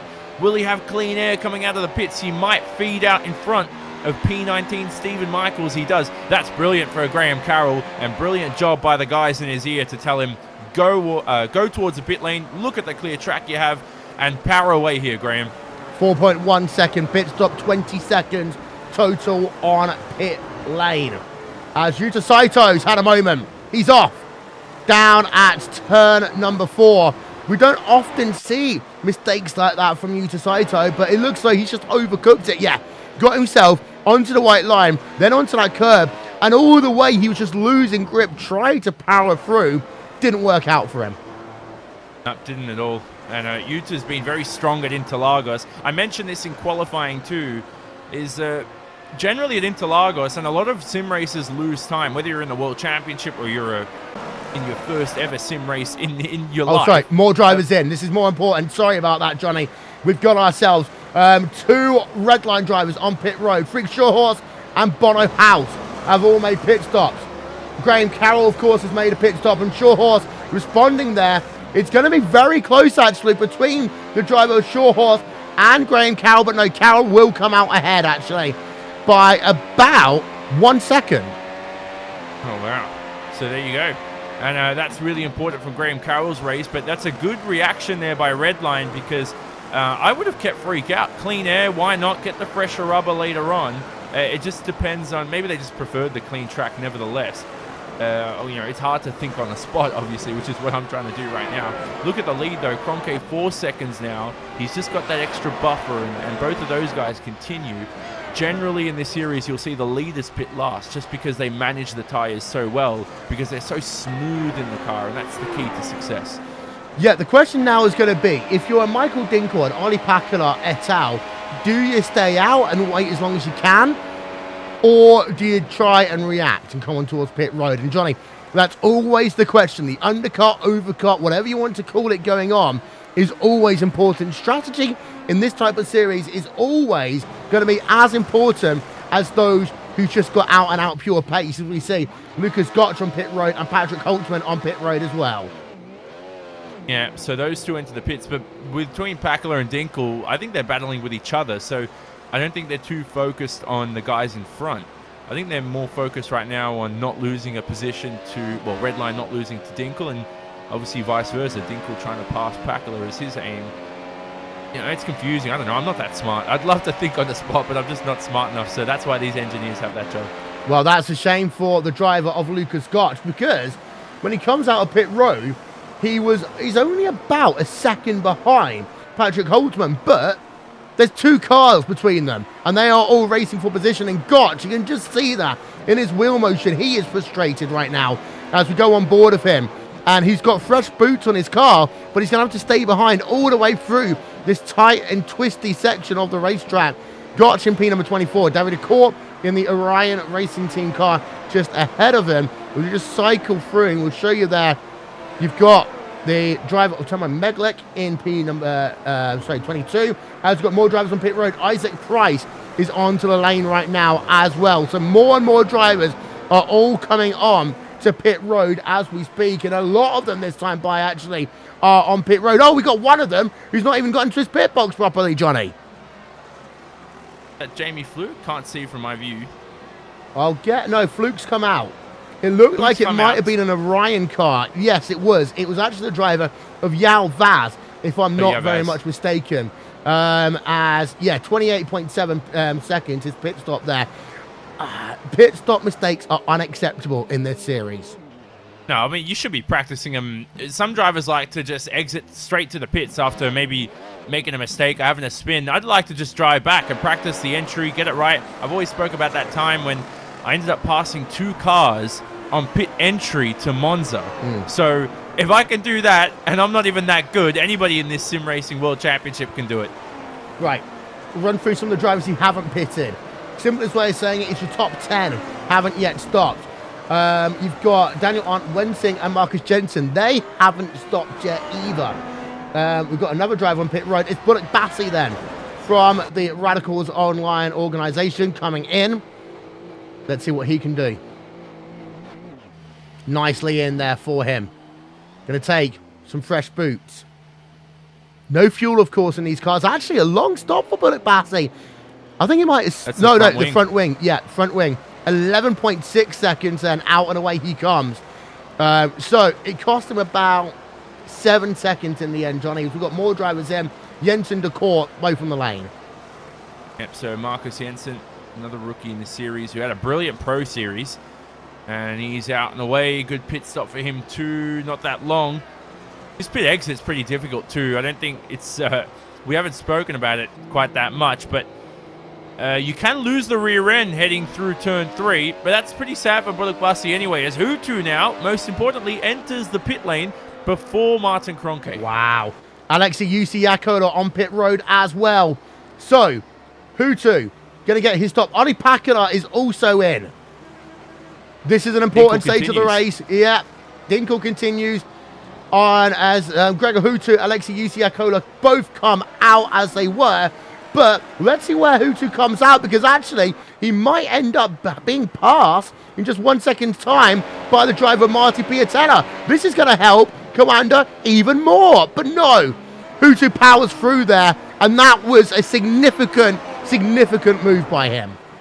Yeah, he's got the grip and the confidence on the new tires, so that's easy said than done. But a good move from Gregor there, as Bono, who was he's currently in 6th, so right behind Alexei. I'm a bit surprised, well, not surprised, but I would have preferred Alexei to pit on a different lap to Gregor. You know, I truly think this race that Alexei Yakola is faster than Gregor Hutu, and when they pitted at the same time, what they don't realize is Krönke, now our leader, enters the pits. Alexei had to pit, and he had to search for his box with a full face of Gregor Hutu in front. It's hard to see a pit box, and you may make a mistake. So brilliant stuff by Alexei to not overshoot the box. Yep, here is then the driver of Martin Krönke. 3.6, perfect for him as he exits pit road then. Now just got to bring it back up to pace. Michael Dinkel still hasn't pitted, by the way. He's still in the window. He's still in the window, yeah. But importantly, Krönke comes out ahead of Dinkel, and he's increased that gap actually to about 3.7 seconds over Gregor Hutu for the time being. Yep, so that's very, very important. Dinkel obviously could hold up Gregor through this middle part of the lap, as Schotter so close to Mr. Graham Carroll, as the Scot stays in front there of the Team Redline driver. I just want to see here, this is important now, whether or not Hutu loses even more time behind the German here of Michael Dinkel, who's had a phenomenal race. It has to be said, like a great improvement from Michael Dinkel. Yep. Probably one of the best team leaders in sim racing. He knows how to get it done in terms of a leadership standpoint, and he's got the pace now too. This is great to see, but here he comes, Hutu. He's definitely going to make the pass in this straight, as Dinkel's going to be a sitting duck with no grip. DRS is going to be open then for Gregor Hutu, as Dinkel might, yeah, indeed he is, coming on towards pit road. So, not going to see a pass there anyway. As we go on board then with the driver of Alexei Yakola. And you're right, Yakola, now he's actually 1 second behind Gregor Hutu. It's not really helped him at all in this event, coming in at the same time. Yeah, not really. I mean, maybe they're from the same team. They don't want to switch positions.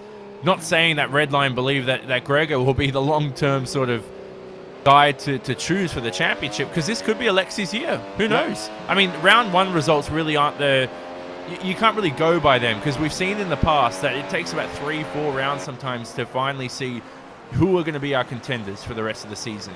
Now we have a 12-race calendar.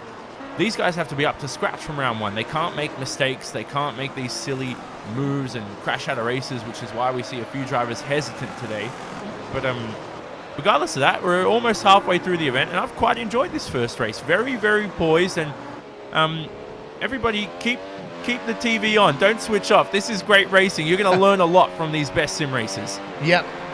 Graham Carroll, P number 6. Frig Shawhorse, P number 5 right now.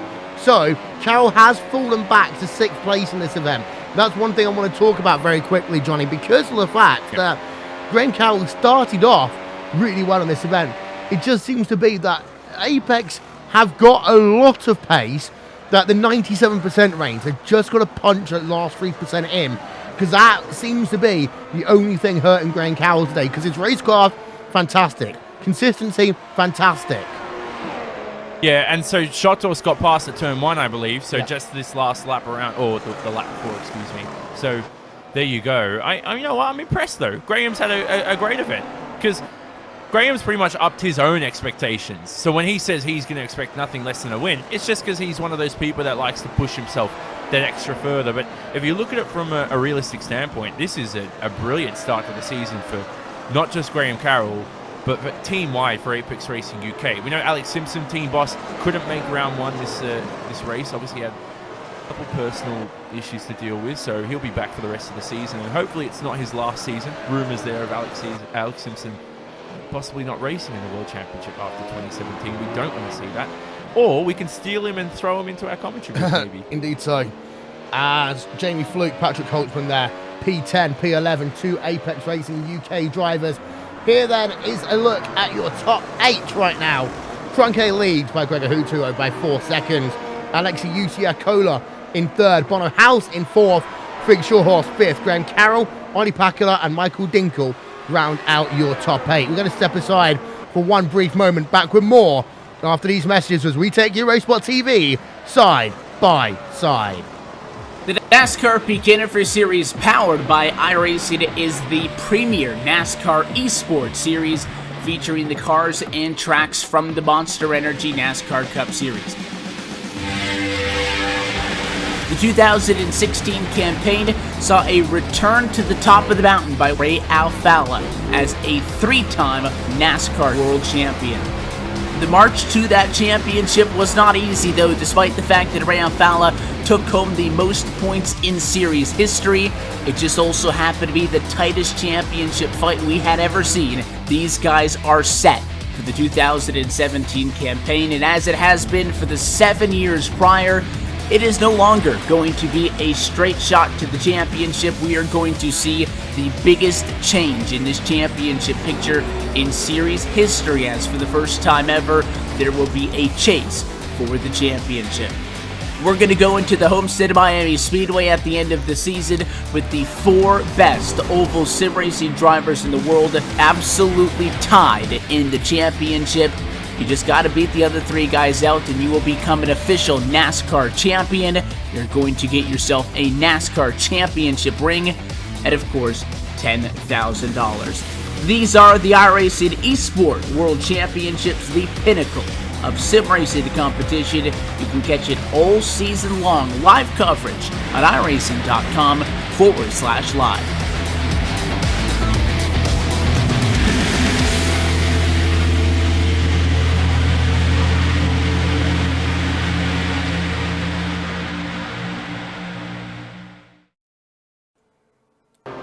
Back live here at Interlagos. You saw there what's to come in the NASCAR Pick Antifreeze Series powered by iRacing.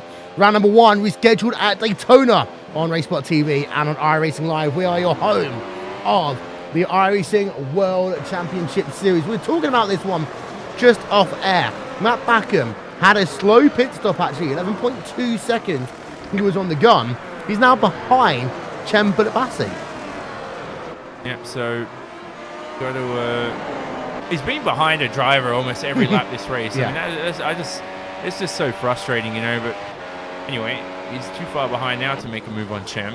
Chem racing for Mac's old team, Radicals Online. Mac made the switch to Coanda, who I know you and I think is an amazing switch from Mac Backham, because he's not that knowledgeable in terms of setup, but he has all the pace and all the tools there. Generally, you don't want to get guys with potential because sometimes they don't always pan out, and then you're the one who gets in trouble for them because you're the one who hired them. But Mac is worth the risk here. He's such a talent. He's a different driver at Coanda in so many different ways, and actually we're looking now at Isaac Price. He's another one of those drivers who has changed teams, and actually, you think about where he was when he was an NX Racing driver, he was around this window. Back end of the top 10, just outside the top 10. Core Sim Racing only have one driver in the World Championship Grand Prix Series. That is Isaac Price, and he's doing a good job right now, actually. Yeah, good stuff.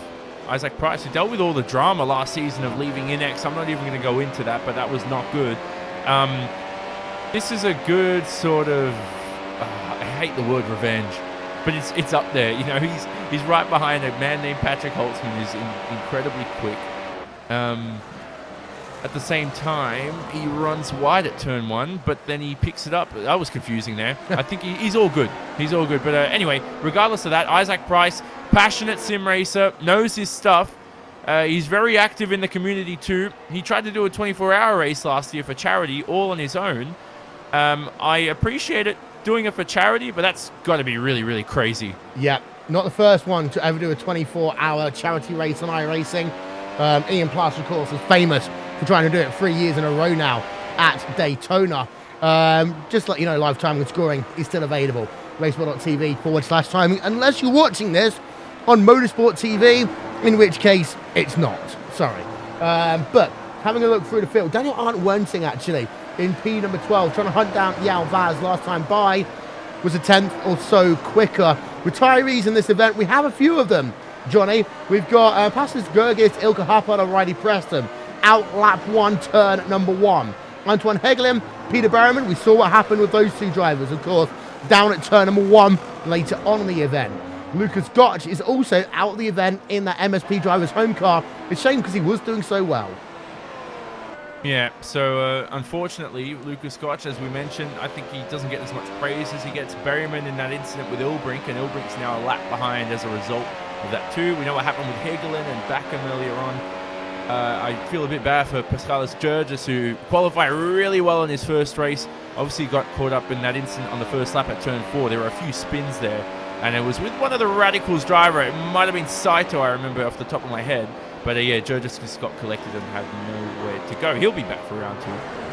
Yep, as Isaac Price continues to close down around the likes of Patrick Holtzman, Jamie Fluke, but the two Apex Racing UK drivers have the opportunity to work together a little bit here to keep that core sim racing driver from being able to find a way past. Back in versus Bullet Pasley, still as it is as well. Alexei Usiakola is back within a second of Gregor Hutu. Bono House and Freak Shawhorse actually have both kind of fallen off the back. But we have got Redline 2, 3, 4 and 5 in this event. That is a point worth thinking about, as Bono House is only one place away from where I said he needed to be in the first 3 rounds of the championship. Well, is that going to sum up the season then? Because Krönke is, well, I'm not going to say in another world, because he will not win every race this season. Well, he could actually, it's in contention. Well, Hutu won all but one race in 2010. Yeah, well, true. Well, that was the first year of the championship. Anyway, regardless of that, I don't want to go into contingencies. 2, 3, 4, 5 is great for any other team. For Redline, I mean, obviously they go into every race wanting to win. I don't think Redline's ever gone into Interlagos and said, hey, let's maybe finish P3 for fun, and if they're P1 on the final lap, they'll let 2 cars through. You try to win every race you enter in. So right now, 2, 3, 4, 5 is great. And it's a good start to the season. So it's not like last season where Hutu accidentally took out Bakler and Alexei into the first corner. But as you said, it's fine. It's whatever Dom thinks as a team boss. Yeah, but I talked about this before. Strength of numbers. It looks like Team Redline have got the strength of numbers over Coanda this year. If you have a look at the other Coanda SimSport drivers, well, you've got yourself the driver in P number 9 right now. Martin Piatella, not really able to help Martin Krönke, although Piatella did score a couple of podiums last year. It is worth remembering that one.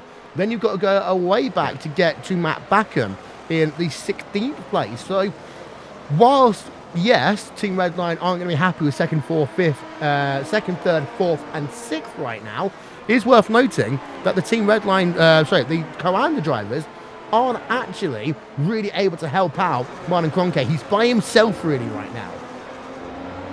Yeah, and well, that's where Mitchell de Jong will come into play in future rounds. So depending on where Mitchell comes back. So we discussed whether or not he's going to be on a part-time schedule because of the fact that this is a shorter calendar with only 12 races.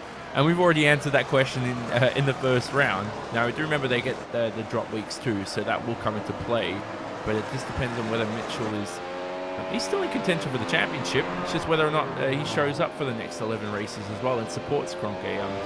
It's not the end of the world, though, if Martin doesn't have that support. He's got the leadership behind the scenes. He's got Martin Piatella. We know Mac Backham as well. He can learn a lot from you guys. Don't think if you're the world's best sim racer and you won the world championship, you learn so much off these new guys coming into the team. On board with Ollie Pakula, 2 tenths behind Graham Carroll right now.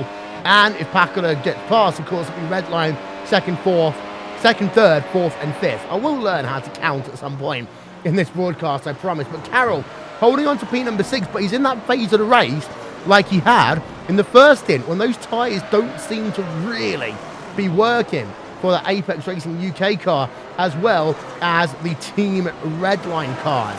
What we're going to do then, ladies and gentlemen, we're going to actually ride a lap on board with the driver of Ollie Pakula. We're going to go on board on the exit of Yunsao. This is RaceSpot TV Fan Immersion.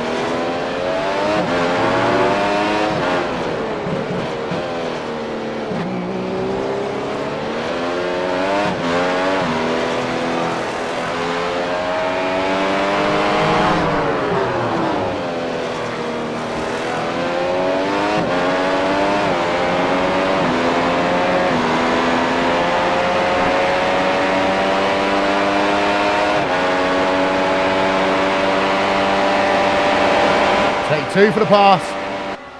And this time he gets it. Ollie Pakula, good job by him. That time, Graham Carroll couldn't do anything as Pakula sold him a dummy there.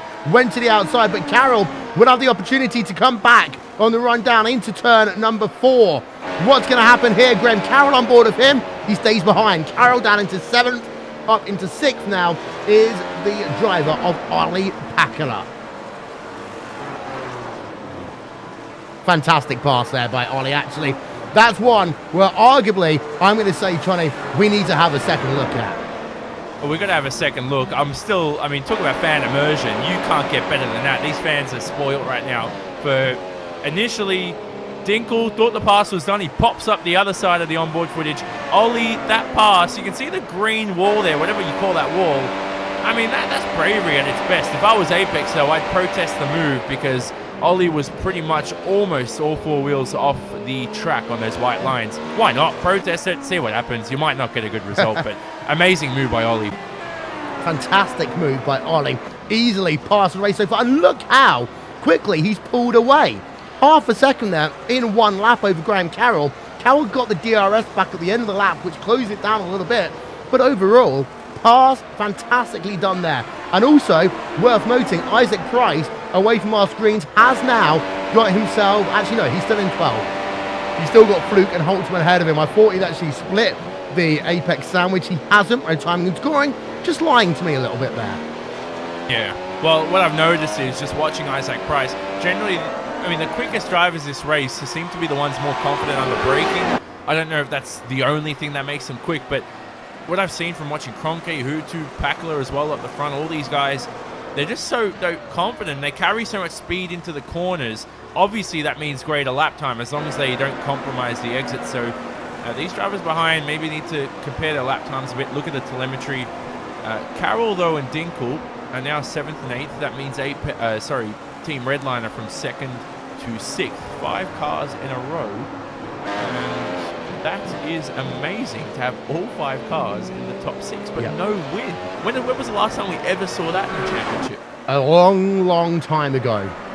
I'm not going to sing the song, it's okay. But Carroll is still within the second of Ollie Pakler, so he's not clear and out of the woods just yet. Having a look down the field, by the way, still got a nice little train going on. This is outside of your top 20. It starts with the driver of Balas Remniak, who, let's not forget, started this race in last place. He's now up to P number 22. Mogar Filo right behind him. Behind Filo is David de Corps. Behind David de Corps is Thomas Meglek. Behind Meglek is Jutta Saito. It's a nice train. Well, it could be another one of those DRS trains we always see, but Filio, not really a guy you want behind you. He's quick. Interlagos is a track that he practices at a lot. Now, you think home track advantage in sim racing means nothing. If you're from Brazil, you probably spend the most time at Interlagos in sim racing because you know the track, you love it, so you're most used to this venue. And Filio's always been strong around here, but I just think in the McLaren he's struggling, so that's why he's just quite down the order. But here he goes, a shot at Remniak in the Vortex. But he loses out there. Through curve of the soul, he lost a tenth of a second, just hugging that inside line. He gains it all back on the run into turn number 4, then going to push a little bit wide then. He's got to be careful because David de Corps isn't that far behind him. As you'll see there, 4 tenths of a second, the Orion race team car. And well, I did say Orion might be a little bit better in the race, and not is a sad state of affairs. Of course, Riley Preston out at the start of this one, Ilka Hapara out at the start of this one as well. So their 2 strongest drivers are out. So it's not a full representation, but Orion race team, this is not the start to 2017 they would have wanted. No, they're not. But no panic. I'm not trying to play down any sort of controversy, but there's no panic. They got a man named Ilka Hapalo who's more than experienced to lead that team, and he's got so much knowledge with this car. He knows it back to front. He knows where it will fail, so they'll figure it out for themselves. It's just whether or not they fall into that radical situation last year, where radicals just constantly had their whatever it was, ERS or tire issues, and hopefully it's not the same this season. And Filio now still can't make his own pass. Just worth noting, by the way, we just saw it not the time they just went past the line, the time beforehand. Your top 3 drivers all did a 1 minute 13.14 within literally a few 1,000ths of a second of each other. That last time, by the way, Martin Krönke a tenth faster than Gregor Hutu. He continues to stretch his legs here as we're on to lap number 50 of 71 here in the first round of the iRacing World Championship Grand Prix Series. Having a look further back, Graham Carroll is still holding his own there in P number 7. Fluke Holtzman, they're still the same. Manes Kolak, though, talking about Orion, there is one driver in the Orion race team who's not doing too badly. That is Manes Kolak in P number 13. He's caught now this train of drivers, Isaac Price, Jamie Fluke, Patrick Holtzman. Yeah, good stuff from Cholak, who's a former World Touring Car Championship driver. We always mention it, and it's he's always been that dark horse. Part of Iberica Racing, moved on to Orion last season, and Iberica, ironically now, well, not really ironically, but they're not in the World Championship anymore. So maybe a good switch from Marin there, who Orion need to. It's weird, isn't it? I'm trying to. I tried to play down the controversy, but I'm trying to think about it a little bit more. It's so weird not to see many Orion cars up there in the order. Yeah, as we just get a fantastic shot there of those 3, now 4 drivers as they head themselves towards Yonsao once again. And having a look back as well, Stephen Michaels, a driver in a new team. He's running P number 17. In fact, last time we went on board of him, he was making up a place, but now he's behind Chem Bullet Bassi, P16, P17 going on right now. We know that Chem was struggling with straight line speed earlier with his front wing damage. That one has been sorted. Stephen Michaels, with DRS open, cannot close up to the rear of the Radicals Online car. No, he can't. So he's pretty far behind. I've just got one eye on Krönke, who's making his way past 4 cars of traffic. But Michael's back to the series. We know he used to be a Twister Racing driver back in the day. Had a lot of bad luck, you mentioned too, Will, which caused him to not finish many races in the past, but it's good to see him back right now. Cembelik Basi hasn't climbed up the order as much as I thought he would. So after that long pit stop, his pace is all right, but it's not as fast as I thought it would, as I said. Yeah, as we've been on board there with Martin Krönke. For those of you new to the series who are iRacing members, there's one thing that's different about the World Championship Series compared to standard races, and that is blue flag rules are in operation like you'd see at a normal Grand Prix. That means that within the next lap or two, when Krönke gets himself behind these 2 drivers scrapping for position, they will be told to yield for your race leader. Of course, in standard races, it's the leader's got to find their own way past, Johnny. So there's a rule difference that applies in a World Championship Series. Yeah, don't even make me start about blue flags and drivers, because I've seen, so many of my races in the past ruined by cars that, I don't know, I think a lot of drivers are respectful in blue flag positions, but some, I think, either had frustrating races and they just try to show something off and they try to make themselves look better. But in this series anyway, it's good to see it being policed. Haven't been too many issues in the past anyway, so these guys are all respectful on the grid. They're all great guys, so they're not going to do anything like that. That's pretty dirty. And these races, of course, are all live. Admin, hello to Shannon Whitmore et al. Of course, Shannon, director of competition here, and the iRacing officials, who, as ever, are studiously monitoring all the on-track situations that are going on. As now we see that Martin Krönke is through that bit of traffic.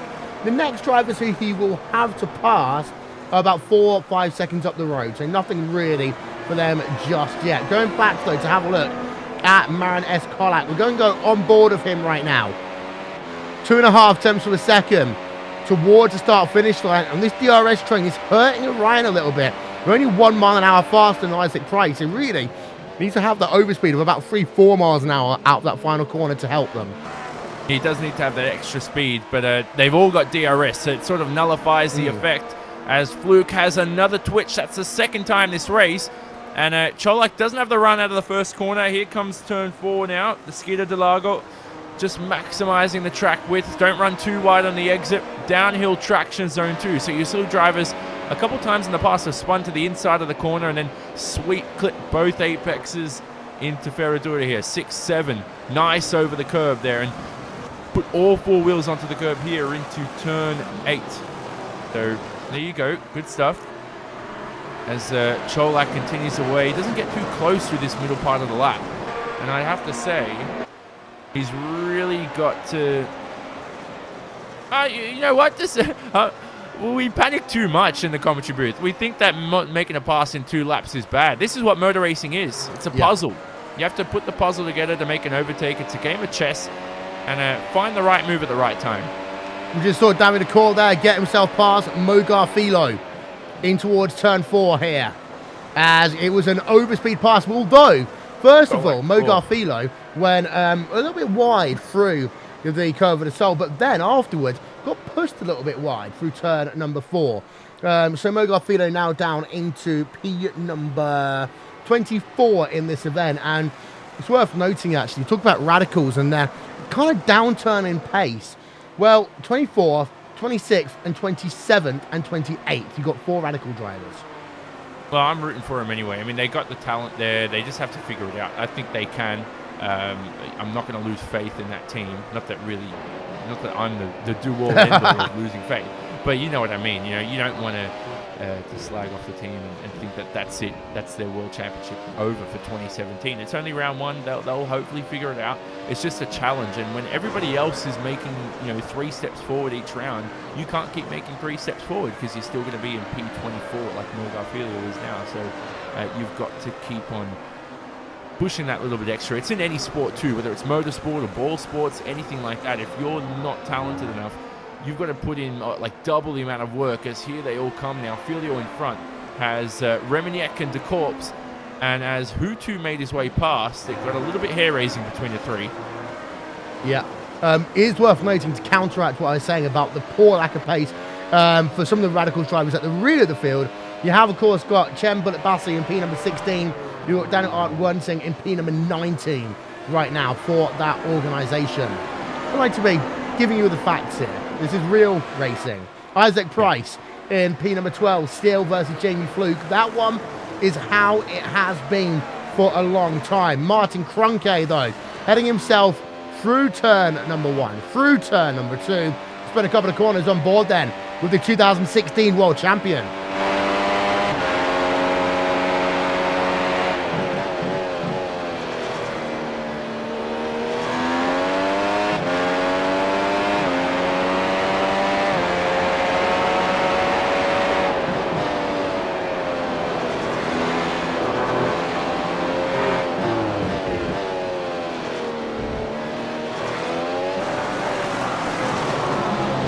One word for that, Johnny. Smooth. You say move? Smooth. There we go. There we go. Smooth. So Daniel Bieder out of the way. Yeah. That's Daniel Bieder is, I think, I mean, surely has to be the first ever driver in the series from Israel. And someone who's more than experienced in sim racing. He's out there still racing away 8.8 seconds behind Marcus Jensen, who's in P20. But yeah, for Krönke, it's not that fast. Sorry, it's not that big of a deal. Excuse me. That he was stuck behind the traffic. He's got 3.8 seconds to Gregor behind, so he's got that breathing space, got that breathing room. But you never know. You know, the end of the race could happen in 1 second. Yeah, we had a pass, by the way. Cem Bullet Bassi versus Stephen Michaels. Actually, no, we almost had a pass. We're going to go on board and have a look then with the driver of Stephen Michaels. Moved to the outside and towards turn number 4. Got himself alongside Cem Bullet Bassi. Wasn't able to seal the deal. He remained in 17th place for the time being. We've also just had ourselves David Kaur and Balas Remniak. They're going side by side right now. And this is for 22nd place, as there's Alexei Yusiakola saying, excuse me guys, blue flag rules are in operation, move out of my way. Yeah, the challenge here for Remniak, he's on the marbles there. So obviously the track's starting to rubber in more come the end of the event. He maintains speed 22. The corpse, though, you know, he's... it's the same. Nothing happens there. Filio has to defend from Tomo Meglec, who goes up the inside at Yunsao. Oh, look at the bravery from Mogar Filio, too.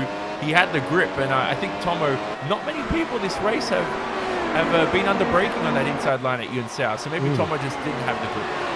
Yep, as we see now, David Corpse within a tenth of a second. David Corpse not able to make the move, though, over Balas Remniak. So Remniak holds on, although he gets a slow run through the center S, and that's going to allow David Corpse to get a second bite of the cherry into turn number 4. Although, here's the interesting thing, because he's got a car in a second, the DRS comes up for him. So he's able to hold on then as a consequence. As we just have a look and turn that graphic around, and you'll see, even though that was Alexei Yusiakola, because it was a car in 1 second, DRS was activated. Ollie Pakula right now has closed up to the rear of Frick Shawhorse, and actually, as I say that, Jamie Fluke going side by side there with Marinez Kolak. This is the battle for P12. Yeah, Jolak trying to get his way past. And Fluke doesn't have the typical twitch he's had at turn 3. Both have DRS, so it's going to make the pass extra difficult for Cholak. But Fluke has to make sure he doesn't carry too much speed into turn 4 here, or else he'll hang himself out to dry on the exit, which is a good job there. Doesn't do it. And look who's behind. Yoni Tomler, our winner from last year, ready to pounce. And as Cholak runs very wide at the same time, Tomler cannot make his way past. Yeah, here's a replay of the move then, or the attempted move at least. He got himself down to the inside. So actually, he had the hard work done, but Jamie Fluke's car just worked better on the outside line there. So you'll see that Cholak then couldn't get the opportunity into turn number 4 because they both had the DRS open. That's one that will have to go on for another lap. Tomala there in P number 14. Matt Backham is in 15th place right now. So after that pit stop, Backham really has faded in this race. It's Cholak versus Tormala. Well, they're all very close together, actually. I expect maybe Tormala to win out in this situation because we know that straight line speed that traditionally exists in the NX car because of the way they do their setups. Well, they can, They don't do it all the time anymore in the McLaren, but possibly at Interlagos it can work out for him. It seems to be working this round anyway. They do have the straight line speed. Tormola throws it up the inside at 4. As I said, don't carry too much speed, which he does. But he stops the car in time on the apex. So good car control from Tormola. You'll see a lot of drivers there make a rookie error and just sort of run wide and go off the racetrack. But that's great car control from Yoni. And good poise there as well, making the overtake up into P13. So, overspeed working well there for Yoni. And of course, now his next victim, quote unquote, will be Jamie Fluke in the number 9 machine, who actually does a lot of harvesting down at that corner. It's Tomato there just going a little bit squirrely through Big of the Pato. Now into Yongsao, they'll go again. We're getting ourselves already down to about 11 laps to go in this event, John. This race has literally breezed by. Oh, yeah. Well, we've been so inundated with all the battles going on. Well, it's been, you know what, the start of the race was great. The front order, obviously a little bit dull come the top 10 towards the end of the event. But now we're starting to see 5th place come into play between Schotthorst and Pakula. See how much qualifying matters in this series, obviously. With Pakula caught up in the traffic early on, it's taken him all this time to get back up to P5 as Tormola now goes past Jamie Fluke for P12. And guess what, Will? You're correct. Tormola wins out the battle. 2 guys in 2 laps. And this is one of the reasons why this guy won out this time last year. Back on board then for the replay with Tormola. Exit off curb of the Just see how much of a better run he gets. Fluke does get his kind of wiggle through the center of that corner once again. Tormola says, thank you very much. I'm going to go. Going to get the pass done. As we actually have Pakula just moving himself. No, not yet. We're on replay, but it's going to be best for us to show it to you on replay because they were just switching positions there on the run down in towards turn number 1 there, Johnny. Yeah, and you'll see this. Pakula didn't have the grip around the outside. Come the end of the event, it's so difficult as they're still alongside each other again. So we'll see this on the replay. Yeah, so we're just going to stick it because of the fact that we've started to show a replay. Going to stick the entire thing so you get to see it as if it was real time. He had the outside line in towards the center S. Couldn't make it work. Then you see they go again. They'll come side by side on the exit of the Curve of the Soul to run down in towards turn number 4. Outside line again. Doesn't work for him. Doesn't have the grip to swing it around the outside. That was much closer the second time around, actually, though. So Pakula not afraid to race his own teammate as hard as he would race anyone else. And they come up the hill again. Just to let you know, Mogofilo's back past Balas Remniak at the same time as well. Yeah, so lots of action here in the final 10 laps. People are starting to realize that time is running out. And here they go again. Pakula and Schotthorst around the outside. Pakula has a bit more grip this time around, and Freak closes the door there. That was brave from Freak. Almost took out his teammate in the end, but Ollie has the run here out of 3. Much better run. Yeah, there you are. Inside line. Thank you very much. Ollie Pakula is going to breeze past, but that, for a moment, was a little bit too close for my liking, shall we say. Yeah, and that's good awareness from Ollie, because if Ollie hit Freak, everyone would blame, obviously, Pakula for that, but you know, good driver awareness, backed off, didn't apply the throttle too early, wasn't too excited to make the move, and he was patient, and he got it done. So Freak there might have just ran a bit too deep and just tried to stabilize the car and not cause an incident. Good to see both red line drivers, though, come away unscathed. Yeah, it was close, but they got on with it. And actually already, Pakula's pulled out 6 tenths per second. Let's go and actually have a look at your race leader, shall we? Hi, I'm Martin Krönke. I've pretty much led every single lap of this event, and I'm currently leading by 4.4 seconds over Gregor Hutu. I'm a 2016 iRacing World Champion, and basically, I want another one. This is my life or something, right? Yeah. That we're doing right now? We're, well, what else has Martin achieved? I mean, what was it, like 1 incident point in a 24-hour race at Spa? Yep. That's one thing. Well, I know it wasn't 1, but it was basically nothing. He's done a lot of stuff. As now Carroll and Dinkle are in a little bit of a scrap here, the 2 Apex teammates.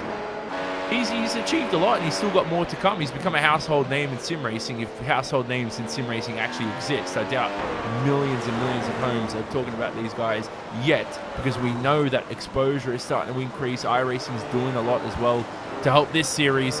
The future looks nice for sim racing. And for Michael Dinkel, the end of this race looks nice. You like that transition there? I do.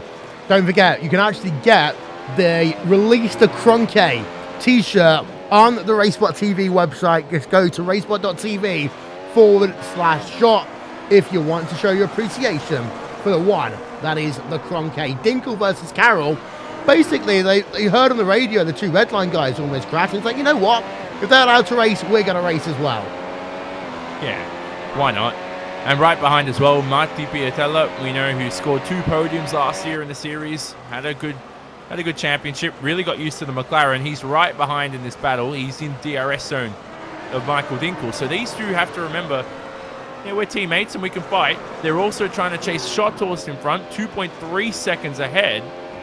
I would say, actually, for Michael Dinkel, defend from Marty and let Graham try to attack Freak. You got to work here as teammates. It's only one position. Forget about the bigger picture. Forget about yourself. Get over yourself. Help Graham here. Try and get ahead of Redline and try and demoralize that team slightly. But the issue is, last time by, Freak Schwartz did a 113.867 and Graham Carroll did a 114.275. So actually, they've not got the pace of Redline. And this is what I'm getting back to my 97% comment. Apex, in this race, quite clearly have shown themselves they are the 3rd best team in the series. But they need that last little 3% to get themselves up to Redline's pace, because they cannot challenge them in terms of raw speed right now.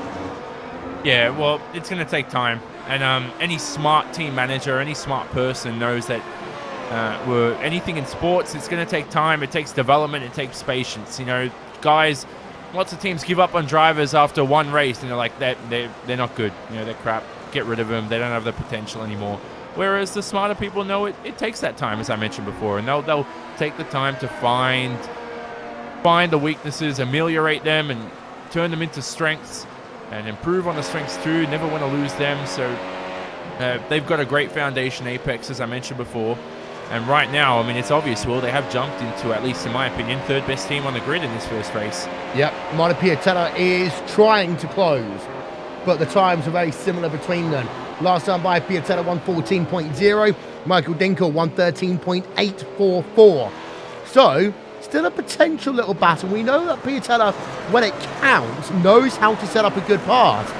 And also, I do have to say, we've not talked about it, I do love the dark Commander colours. They do look good. This livery looks amazing this year. A lot of the teams have nailed it with livery. I'm very impressed. You know, a couple of teams, I know Apex has stayed the same, as Piatella has a huge twitch at the final corner, but he's all safe because Patrick Holtzman's 17 seconds behind. And wait, Patrick Holtzman there as well. I was going to mention this before. He did have a bad start to the race, or bad qualifying anyway. He's right behind his 2 Apex teammates who swap positions now. Dinkel straight through there. Yep, replay can come up then for you. Otherwise, I'm not going to say that just yet. Graham Carroll, does he want another go? Oh yes, he does. On the run now into turn number 4. Graham Carroll, outside line, doesn't manage to make it work. Pushes wide into the kitty litter almost. Graham Carroll setting for 8th, and actually it's allowed Marti Piatella to come right alongside. There's the pass then, down in towards turn number 1. It was nice and easy, really, for Michael Dinkel over Graham Carroll, but them fighting like that into turn number 4 has allowed Piatella to literally now be on their coattails. Yeah, they've got to, look, as much fun as it is, you've got to be a little bit smarter here. It's just, you can't lose those extra points, especially to another team. That's really unfortunate that Marty's right behind, but it is what it is. And Dinkel got what he got anyway. He made the pass. Carroll's now behind, and he's vulnerable to an attack from Marti Piatella, who also, at Ferradura there, when you go up the inside, you pick up so much understeer on the front end, and he's lucky he didn't collect Graham Carroll, so good stuff from him not to go straight up the back. Quarter of a second though is the difference between Graham Carroll and Marti Piatella. Graham Carroll does not want to lose a second spot in this event like he has done over the last few laps. And Piatella can't actually get the momentum out the corner. He's actually about 3 miles an hour slower on the run into turn number 4, so that's going to hurt him.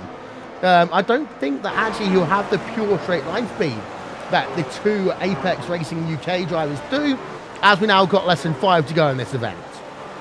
Yeah, less than 5 to go, and everything's coming to a close. So anything you've thought about all race, And you're like, should I do it? Should I not? Well, now is your last chance. Should you make that move up the inside? If you've thought about it all race, then you start to get a bit more hesitant, a bit more timid making those moves. Dinkle in front right now on P7. Couple of moments on the curb, off the racing line. Small lockup as well into turn 10. And does that allow Graham Carroll a chance here on the main straight? It might do. Let's have a look. Not quite. Not quite. Yeah, not even close. Nah. I mean, that's just 4 laps remaining now, obviously, as Piatella has a slight hiccup. They all go through. I think these 3 will pretty much stay stagnant unless somebody makes a mistake. I mean, pace-wise, they should be finishing in these positions, based on what I've seen today. Graham sort of dropped off towards the end of the event. I always thought Graham was maybe slightly faster than Dinkle most of the event, but towards the end of the stint, he just dropped off in pace. So I don't know if you'd give him driver of the day. Are we allowed to vote for... I'm going to switch the questions on you now. Are we allowed to vote for driver of the day this early? I'm going to put it on you. No, not yet, because Tom Arno's coming back over Patrick Holtzman. And it's very close, actually. Tom Arno wanting to get himself into the top 10 here today. And there have been some very good runs in your field. Let's actually show you the moves and shakers in your event today. Notice Pakala up 7, Piatella up 10. They automatically have to go into the conversation for driver of the day. But then, behind, note the fact that you've got Isaac Price up 8 places in a 1-car team. Stephen Michaels up 13 places in what is just a small unit there for his Vortex Racing today. Daniel Bieder, first Israeli driver we talk about, he's up 13 places when he qualified today. Of course, there are some disappointing performances. Riley Preston and Palis Gergis both down double digits here today. Last couple of laps now of this event, Yoni Tomana versus the driver of Patrick Holtzman. And he's very close there. He's going to try and sling it down the inside. You can't do it that far back, from that far back, really, Yoni. But he's close. Yeah, I think he just wanted to peek, and then you realize that the door was so wide open, he just released the brake pedal a little bit because he gained that extra couple of meters. He's got another shot here as Holtzman goes defensive, so smart defensive move. A little bit late, but it was fair, so not against the rules. And Holtzman's well aware of an attack here. Outside of Ferradura. Okay then, Yoni, if you want to think you can do it there, but you can't. Just gets a car alongside. You can get the momentum out of here and stab it down the inside of 8 if he wanted to, but it wasn't close enough to do so. Nice little battle then, with 2 to go in this motor race, and we still got nice little scraps. It's not over yet for any of these drivers, unless you're talking about the gap out front, because Krönke is now 6.1 seconds ahead of Gregor Hutu. Let's go back on board then, one more time with the driver of Yoni Tomana. This is almost, in my opinion, going to be academic, but as they work themselves up the hill, Yoni doesn't get the run that he necessarily needs, so he won't be able to really make the path into turn number 1. Holtzman should have the advantage through turns number 1, 2, and 3. If Tomana wants the opportunity, he'll have to do it down at turn number 4, but he doesn't get a good run through the center S either. He now's got to put the power down, and no, he can't do so actually, Yoni. He got himself a wiggle on the exit of the corner. That's really going to cost him a little bit, but he does suck up enough that he might, no, not going to lunge it at all. Meanwhile, Martin Krönke takes a white flag. One more lap to go. Here we go then. Martin Krönke, 6.4 seconds over Gregor Hutu. That is the gap, and that is the advantage. Martin Krönke started this race on pole position, and despite the fact that red line will end up having 2nd, 3rd, 4th, 5th, and 6th in this event, it doesn't matter for Coanda because they take the victory. This is a driver who has missed the consistency in 2016, which enabled him to get the shot of winning the World Championship. And today, well, he's just been, like he always is, impeccable, smooth, on pace, and that's it. Coming now through Bigger de Pato for the final time, we'll give you an update on the Yoni Tomana situation if anything changes on that one in the final lap. But here comes then your 2011 World Champion through the final corner for the final time. Well, the second to last corner. Now he's into the final corner for the final time. Martin Krönke picks up where he left off in 2016, and he wins the first round of the iRacing World Championship Grand Prix Series. Gregor Hutu going to come across the line in second. Alexei Yakola now going to come home and take third. House will get fourth. Olli Pakula fifth. Freak Shawhorst in the sixth place. To let you know, by the way, Tomada versus the driver of Patrick Holtzman. Nothing's really changed there. Actually, have a look in terms of the timing and scoring. Actually, it does look as though that Yoni has been able to find a way past because Holtzman spins it on the final lap of the event. Let's get a second look then. He's still spinning, still got issues. Patrick Holtzman, it's all gone wrong at the end of the race for him. Patrick Holtzman, after being so strong earlier on, has himself an incident. Does he have damage out of it? We'll have a look now and we'll let you know. Holtzman hits him through turn 1, 2 and 3. And then Yoni Tomada going to close up on the run. And this is the final lap, of course, as well.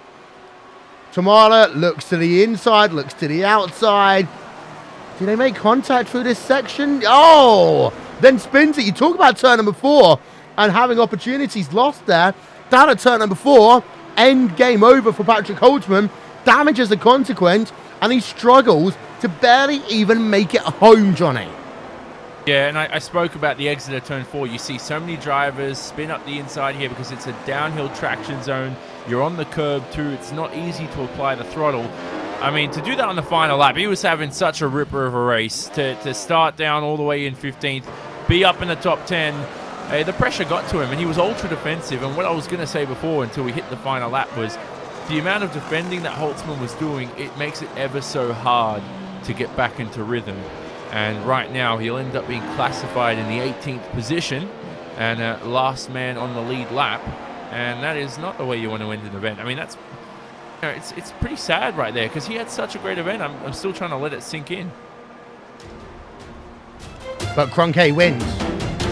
And that's the big story of the day. He wins by 7 seconds over Gregor Hutu. Alexei Yakola in third place. House in P number 4. Olli Pakula in 5th place.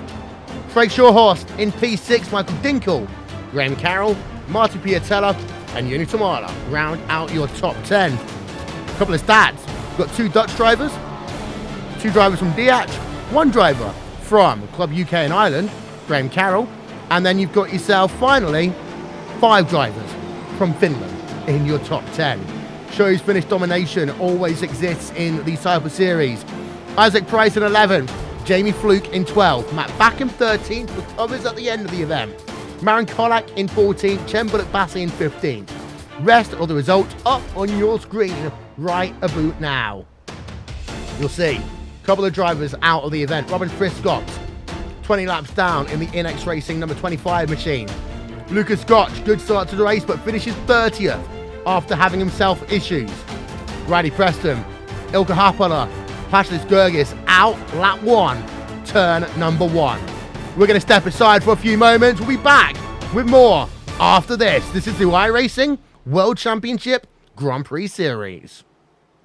The NASCAR Beginner Series powered by iRacing is the premier NASCAR eSport series featuring the cars and tracks from the Monster Energy NASCAR Cup Series. The 2016 campaign saw a return to the top of the mountain by Ray Alfalla as a 3-time NASCAR World Champion. The march to that championship was not easy though, despite the fact that Ray Alfalla took home the most points in series history. It just also happened to be the tightest championship fight we had ever seen. These guys are set for the 2017 campaign, and as it has been for the 7 years prior, it is no longer going to be a straight shot to the championship. We are going to see the biggest change in this championship picture in series history, as for the first time ever, there will be a chase for the championship. We're going to go into the Homestead Miami Speedway at the end of the season with the 4 best oval sim racing drivers in the world absolutely tied in the championship. You just got to beat the other 3 guys out and you will become an official NASCAR champion. You're going to get yourself a NASCAR championship ring and, of course, $10,000. These are the iRacing eSport World Championships, the pinnacle of sim racing competition. You can catch it all season long, live coverage on iRacing.com/live.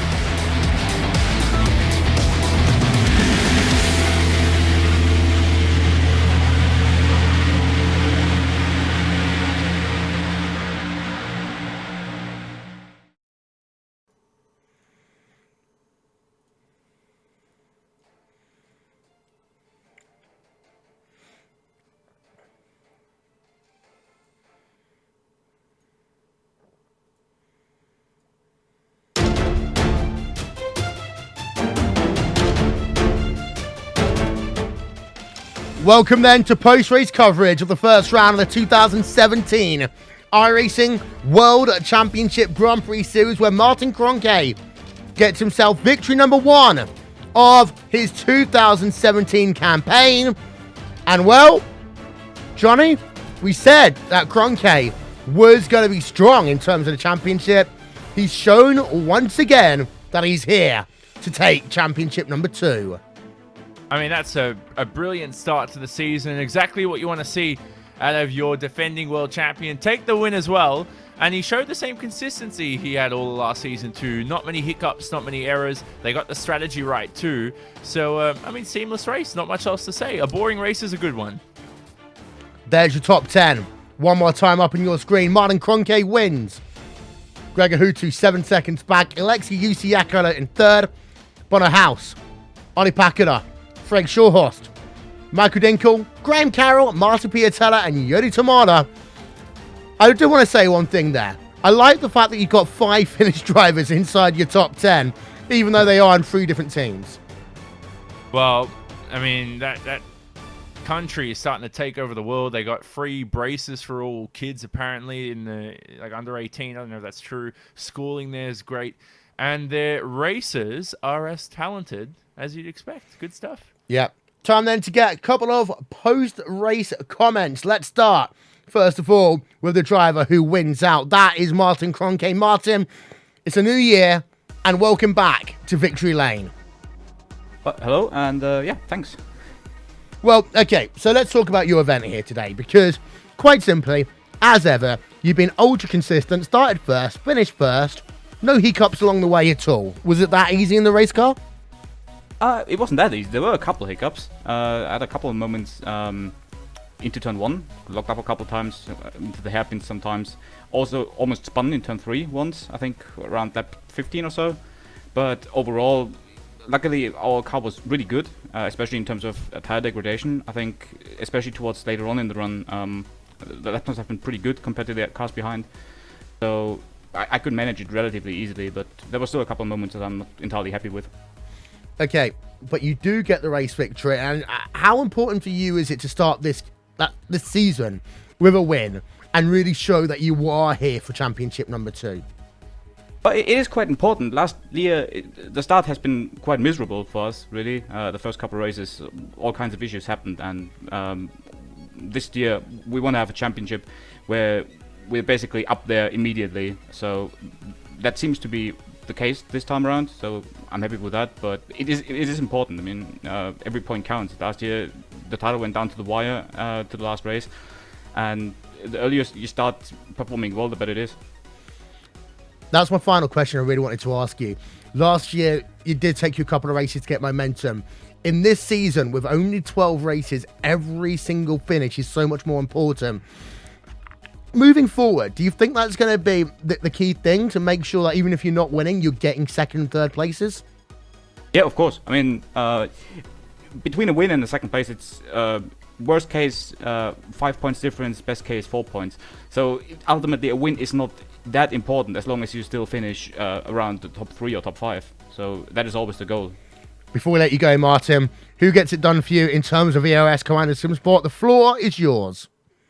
Yeah, first of all, I want to thank my teammates, especially Mac and Mitchell and Marty, who have been doing really good work with the setup while I have had a little bit of a break from driving. Also, a huge thanks to our sponsors, first of all to Virtual Racing School, and also to Heusingwald Engineering, SimQuip, and Joel Real Timing. And also a huge thank you to Anborn Design for the beautiful liveries we got once again. Thank you very much then, Martin Krönke, winning round number 1 of the championship. Going to hand it over to Johnny Simone. He has stood by with Gregor Hutu, who's kind of rocking out to the background music right now. Yeah, he loves the background music. Gregor, welcome back to the podium. Redline was 2nd, 3rd, 4th, 5th, and 6th. Is that a positive start to the season for the team, or did you want the win instead? I mean, yeah, a great start for the team. If you look at where we all finished, like you said. And for myself, it was a better start than last year when we had a bit of an issue with Alex in turn 1. So yeah, not too bad. Just missing a bit of pace on the long runs. I think I might have an idea what's causing that, but yeah, just couldn't hang on with the tires. Is that problem enough to fix in the next 2 weeks? Is it? I know you're not going to reveal what the problem is, but do you have enough time to make the adjustments if needed over towards the next round in Sebring? Yeah, we'll have time, but every track is different as well, so you just have to put in the time to find every little bit, because as you can see, half a tenth per lap can make the difference. So yeah, we'll see at Sebring. Not really my favorite track, but let's see how it goes. Yeah, lots of bumps, and that's going to challenge a lot of these guys in the field. Final thing I got to ask you. You're only 7 seconds away from Krönke, but could you have done something in the pit stop phase? Because you did pit a couple laps earlier than Martin. Could you have done something different with your strategy that might have helped you jump into the lead? Or were you just that far back on pace? Yeah, I was mainly the pace. I mean, I thought about going for 2 stops actually. That might work here in some cases, but it's a short pit lane, so.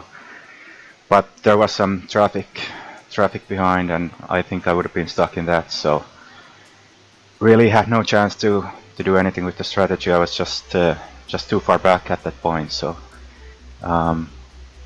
yeah, just basic one-stop strategy, and that was it.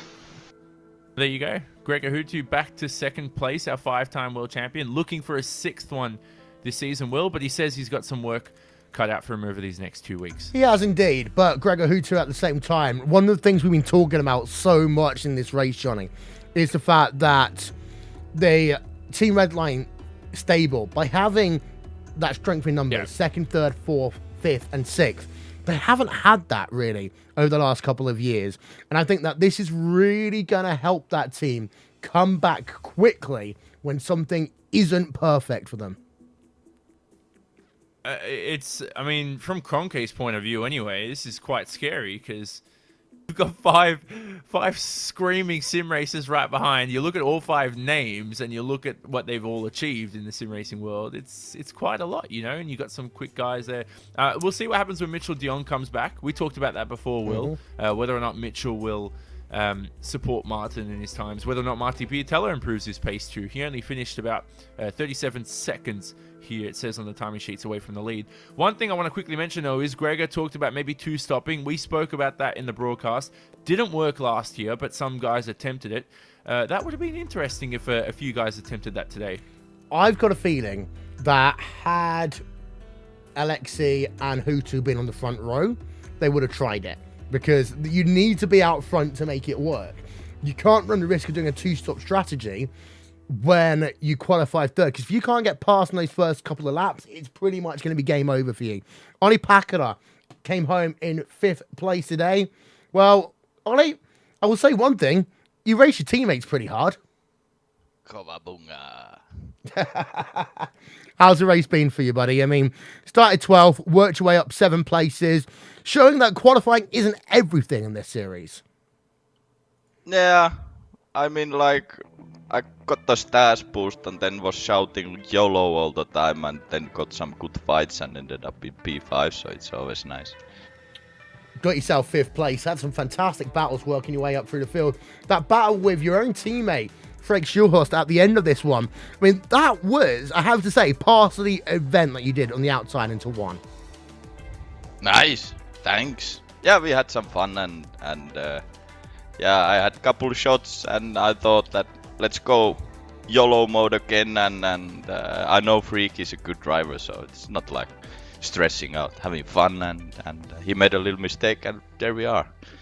Cool stuff. Cool stuff indeed, getting yourself 5th place. And in terms of the fact that Redline got themselves 5 drivers in a row, what do you think that means in terms of the championship?